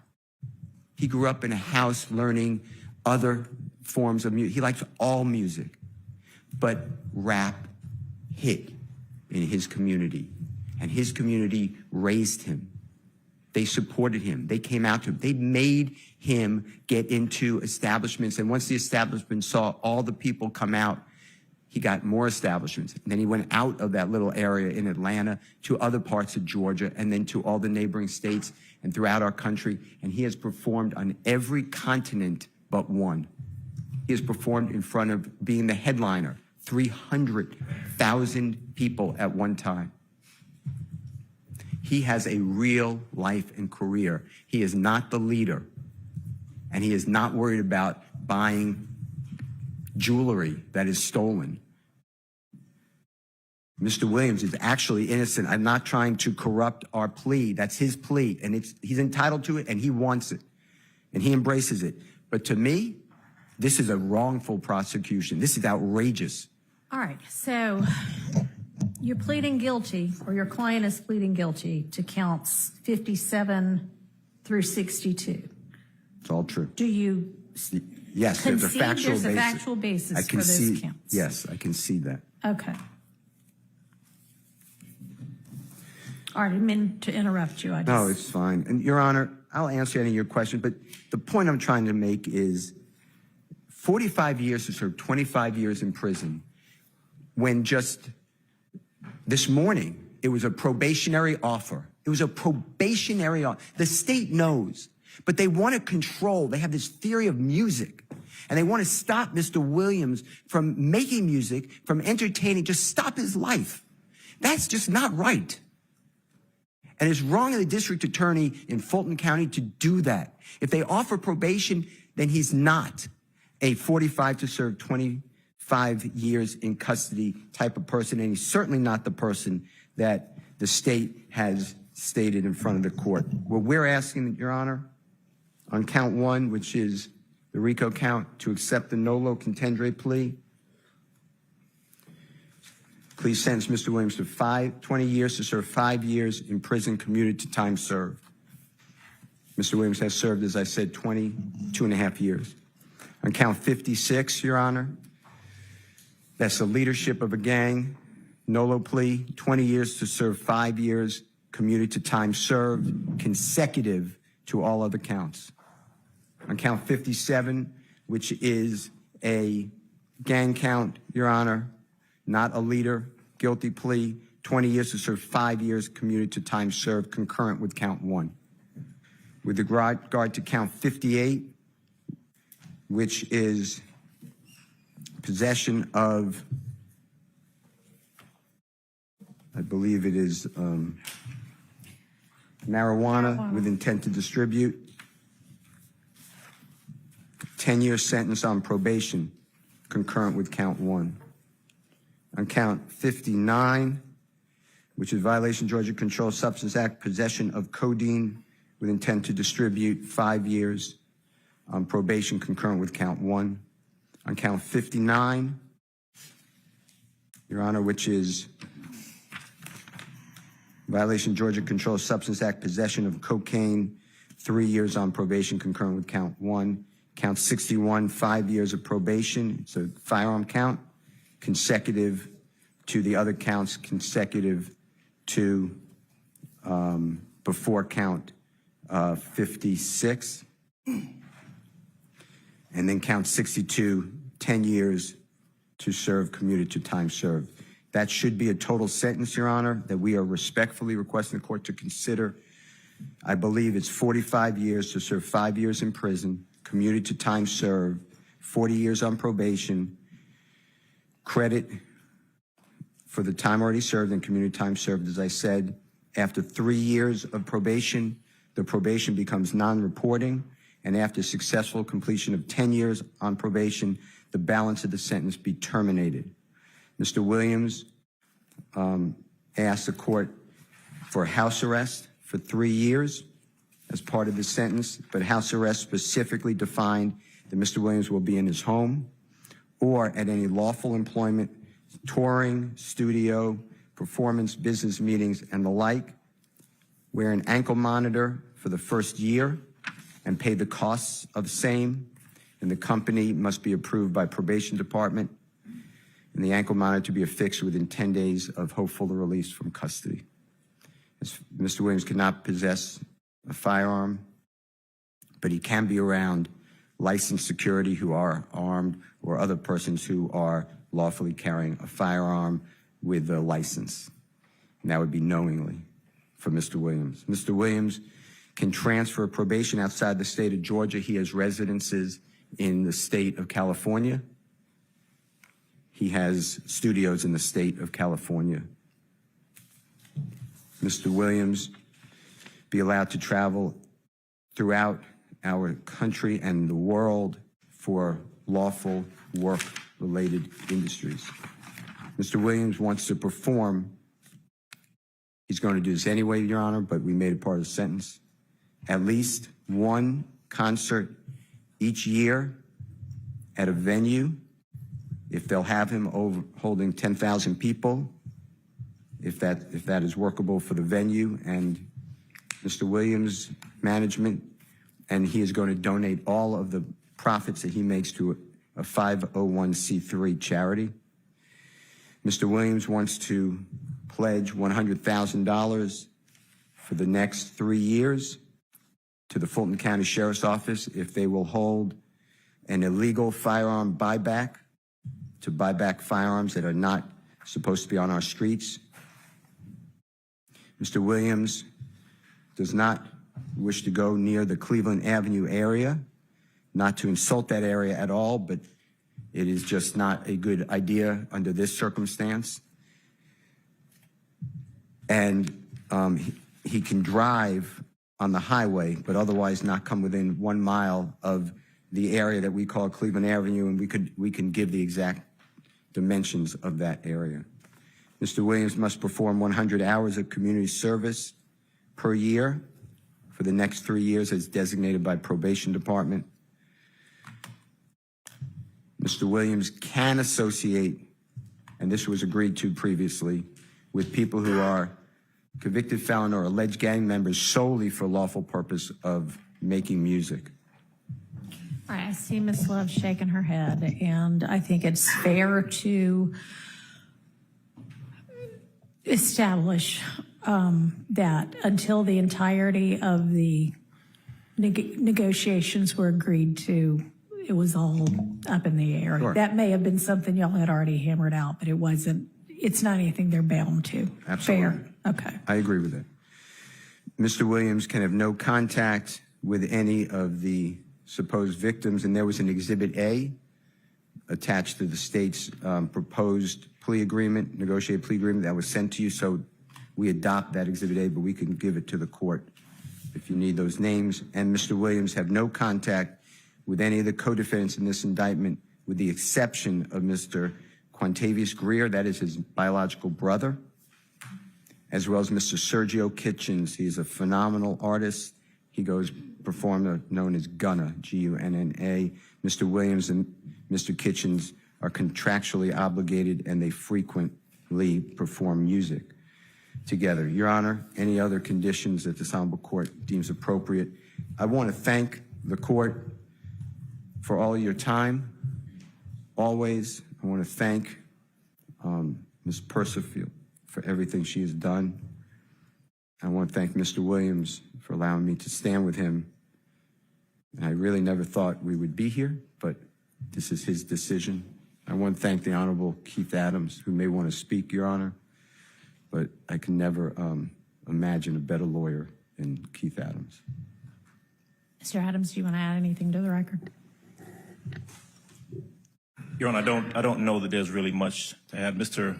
Steele has represented to the court, I think fully and thoroughly, the breadth of our knowledge of the case, Mr. Williams's background. I think the court has not just heard it from Mr. Steele, but has had the opportunity to sit here and hear some of the evidence and kind of get a feel. You've had a chance also to observe Mr. Williams and then get a feel for him, his background, and so forth.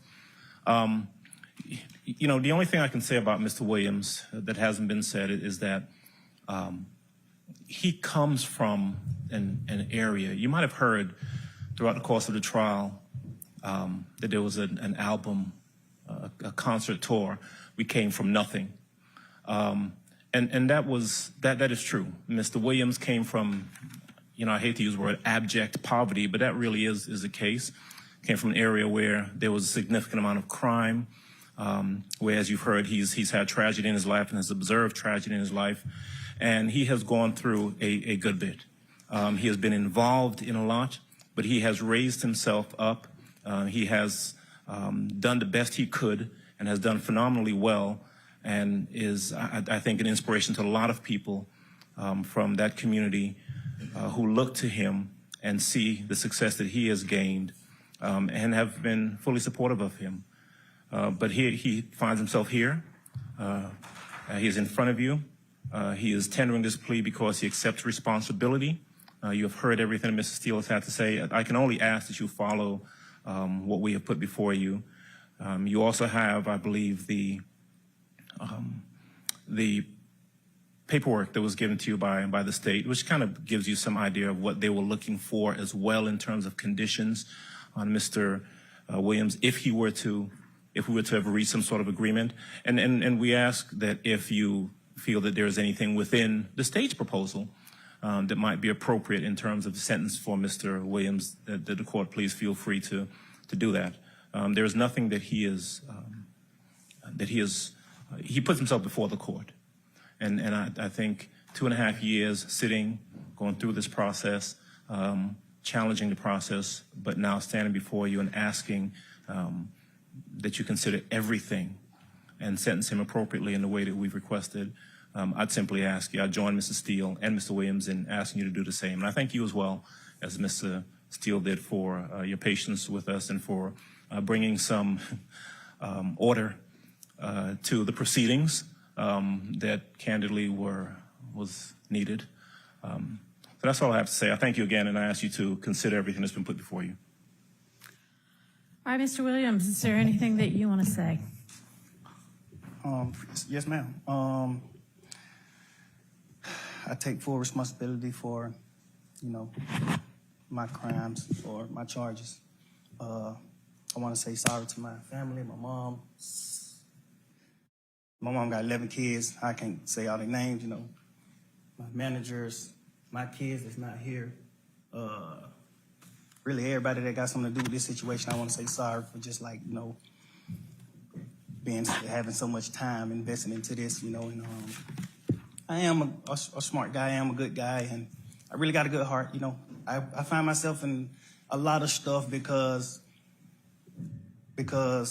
I was just nice or cool, and I understand that you can't be that way when you reach a certain height because it could end bad, and it don't really have to have nothing to do with you, but it could end bad and it could, fall on you.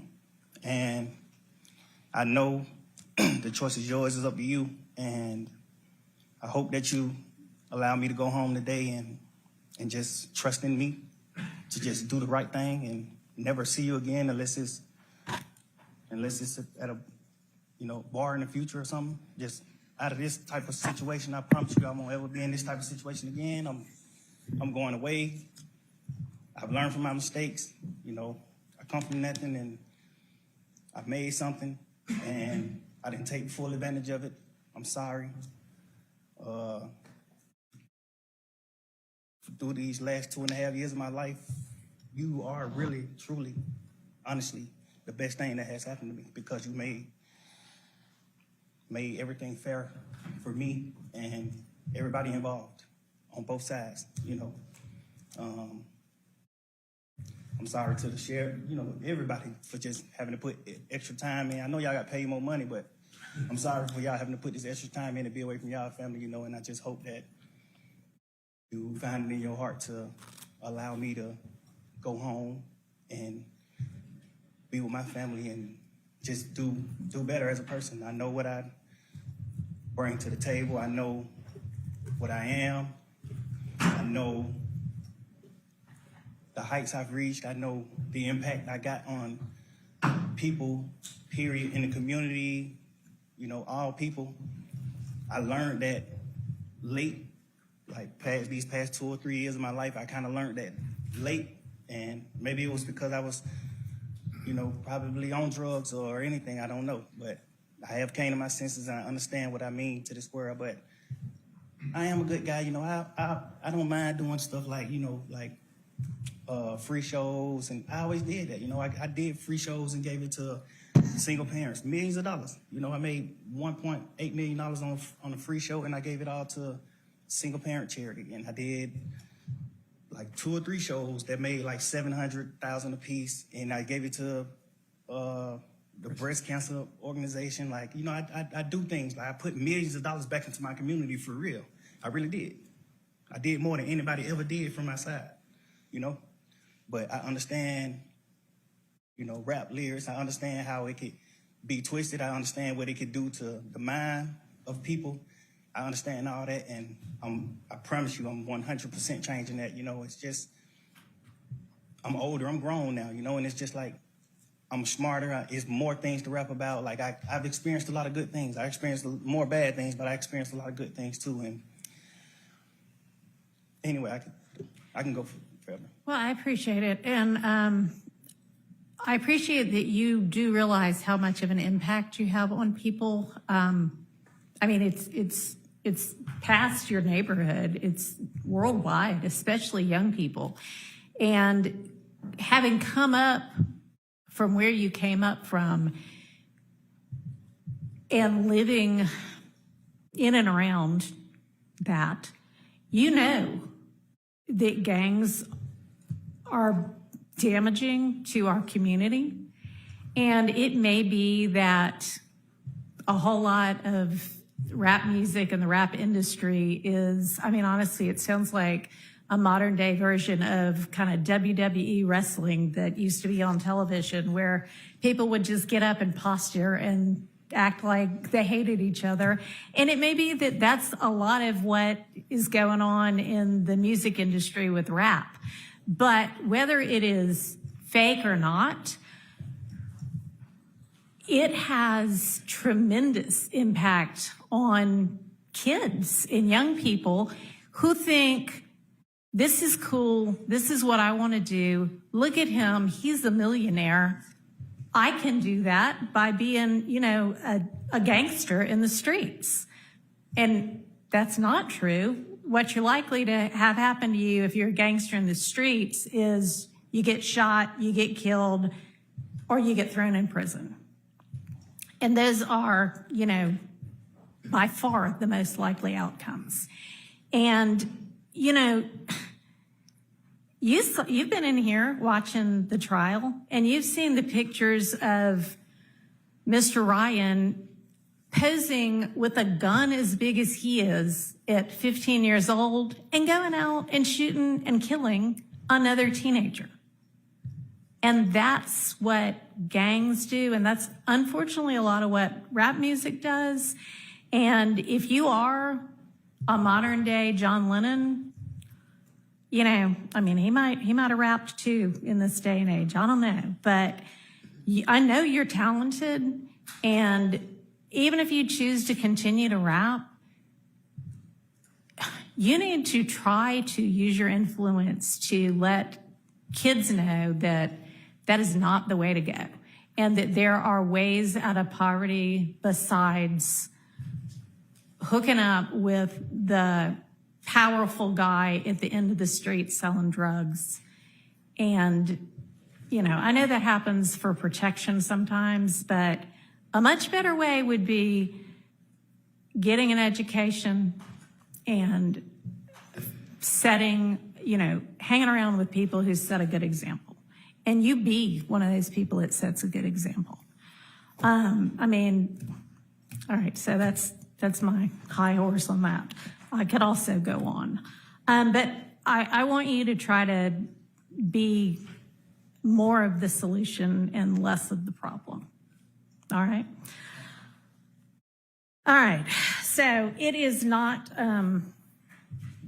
lost on the court that the state, had they been able to come to agreement on certain special conditions, was willing to entirely dismiss the RICO count, was willing to entirely dismiss one of the gang counts, and was willing to entirely dismiss this, machine gun count. Was willing to give a sentence that permitted Mr. Williams to walk out of the door today,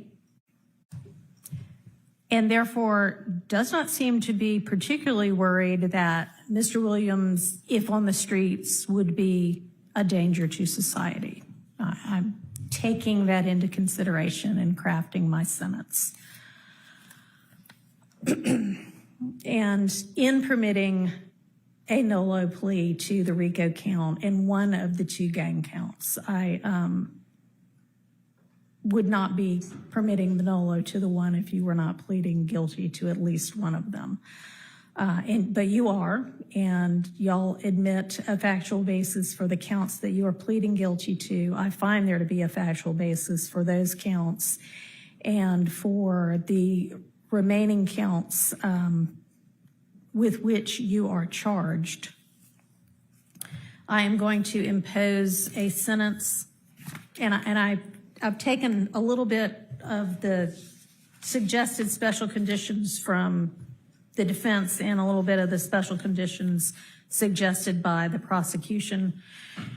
On count one, the court sentence is 20 years to serve 5 years, commuted to time served, the balance of 15 years to be probated, and a $25,000 fine.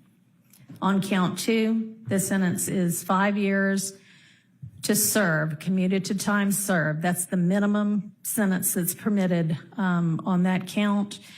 It is required to be run consecutively. I'm going to run it consecutive to count one, but I am going to backload. Oh, I'm sorry, that is not commuted. That is 5 years to serve, and it's going to be run consecutively to count one, backloaded, by which I mean after you serve your 15 years of probation, if you have been successful on that probation, and I sincerely hope that you are, then at the end of that 15 years, I will commute the entire rest of any service portion of your sentence to time served. So I'll get to the end of it and give you the total sentence, but I'm also going to impose a $15,000 fine with regard to that count. Count 57, 20 years to serve 5, commuted to time served, the balance of 15 years probated, concurrent with count 1. Count 58, 10 years to serve 5, commuted to time served, balance probated, concurrent with count 1. 59, 5 years to serve, commuted to time served, concurrent with count 1. 60, 5 years to serve, commuted to time served, concurrent with count 1. Count 61, 5 years to serve, that is required to be also a consecutive sentence, so that's going to be run consecutively to count 56 and backloaded. Count 62, 10 years to serve, also required to be served consecutively, that's going to be consecutive to count 61, also backloaded. So essentially, the total sentence is 40 years to serve the first 5 years in prison, but commuted to the time that you have already served, followed by 15 years on probation, followed then by the backloaded 20 years, which can be served in custody and will be served in custody if you are not successful on your probation. If you are successful in completing your 15 years probation, that will be commuted to time served.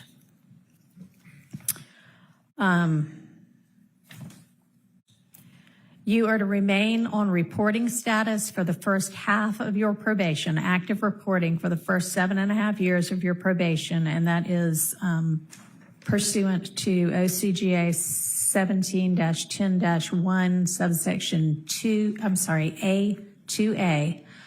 And Mr. Steele and Mr. Adams, in order to keep him on reporting status, there needs to be good cause shown.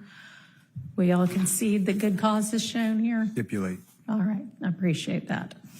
Special conditions of your probation. What good cause? What do it mean? Can I have a second, Your Honor? Sure. Let the judge. Thank you, Your Honor. All right. You had enough time to talk with your attorneys? Yes, sir. Okay. All right, special conditions of your probation. After 48 hours from your release, you are to stay away from the metro Atlanta area, and that's defined by the U.S. Census Bureau. It may change, but you can look that up anytime to figure out what that is. For the first 10 years of your probation, subject to the following exceptions, you are permitted to be in the metro Atlanta area to attend any wedding, funeral, or graduation from high school, college, or graduate school of any of your immediate family members. And immediate family members is defined the same way that you all were contemplating it when you were negotiating. You can get here up to 24 hours prior to any such event, and you need to leave within 48 hours after any such event.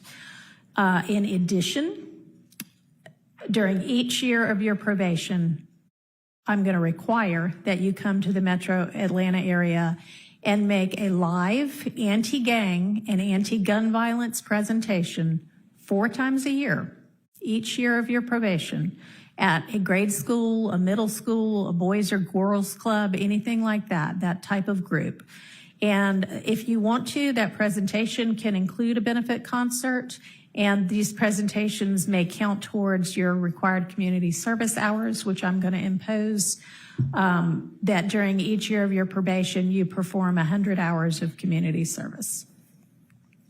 You are, and this is required by the fact that there's a gang conviction.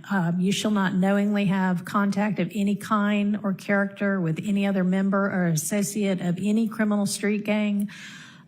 Exception to that, if your brother is a member of any street gang, I hope you talk him into getting out of it. Quantavious Greer, and then also Sergio Kitchens, as long as you are contractually obligated to him. That is going to include anybody who is named in this indictment, except as absolutely necessary to conduct the lawful business of your musical career, and to any extent that the state is not agreeing to the exception for Mr. Kitchens. In the event that that part is not enforceable because it is only a portion of a special condition, going to provide that that be severable from the rest of this, and I'll put some case cites in the Senate sheet for that. You are in no way to promote any criminal street gang or any criminal street gang activity, including on any social media platform. You are not to utilize any hand signs, terminology, or language that promotes any criminal street gang. You are not to participate in any criminal street gang activity. You are not to knowingly engage in any contact with any of the victims that are listed in this indictment or with any of their family members. And you may not have in your possession or with arm's reach any kind of a firearm because you're going to be a convicted felon. And that is, except I know that you have security and you need security. You can be within arm's reach of a firearm that is in the possession of either licensed law enforcement or licensed security personnel that are in your security detail or anybody that you're performing with. You are to submit to random drug screens and not use any drugs unless they are prescribed for you by a licensed physician. You are to execute a Fourth Amendment waiver that will permit the search of your person, residence, vehicles, and electronics for any firearms, any criminal street gang paraphernalia, or any illicit drugs. And as I mentioned, with regard to one of the first of your co-defendants from this trial, at least since I've been involved, to plead guilty, our Uniform Superior Court rules instruct and provide that it is absolutely proper for a judge to grant leniency in sentencing when, quote, the interests of the public and the effective administration of criminal justice are served, unquote. And I think that this plea is in the interest of the public and in the interest of effective administration of justice. Have been trying to ensure that to the extent I can, this trial also abides by that. It's been challenging at certain times. I find your plea to be freely, knowingly, intelligently, and voluntarily entered with an understanding of the consequences, and I accept it as such. I also need to inform you that your attorneys were going to represent you through either the last day of this term of court or 30 days from now, whichever is later, and any of the filings that were mentioned that need to be filed within that time, they would file on your behalf unless they are permitted to withdraw from representing you before that time. I am not going to impose the conditions suggested by your counsel about the benefit concerts and the donations to the sheriff's office, but I certainly strongly encourage you to do those things and to do and continue to do things that benefit your community and especially help young people to stay out of criminal trouble. And unless there is anything from counsel other than that. I have one matter, Your Honor. Okay, and does the state as well?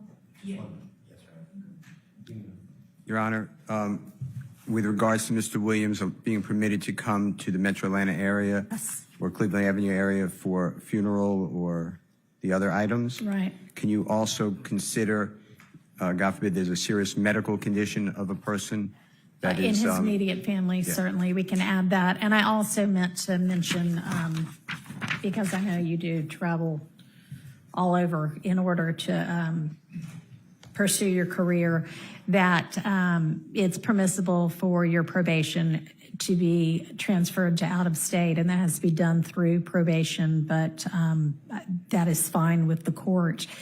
And you may also keep your, nobody's mentioned it, but keep your passport and travel out of state and internationally to the extent that you need to do that for business purposes as well. All right, Mr. Body. Yes, just very briefly, and thank you. The district attorney just wanted me to urge the court, due to the fact that the Thomases have been negatively affected incredibly traumatically by what has been discussed by both parties here today, to make a brief statement as she believes that they fall within the exception or within the bounds of Marcy's law. If the court would allow, I understand the court made a ruling earlier as it relates to that, but she wants All right. Thank you. And I appreciate, well, I cannot even begin to understand what they must, anybody must be going through when they lose a family member to violence or criminal violence. Mr. Williams himself has expressed his own sorrow to the family. I, again, am going to stand by my belief that the appropriate time to hear a victim impact statement from them is at the close of the trial that contains the murder count with regard to their family member. All right. Thank you. Okay. Court is adjourned. Good luck to you. And I'm going to have there better be no violations, but if there are any, you're coming back to see me. Yeah. All right. Thank you, Your Honor. Hey,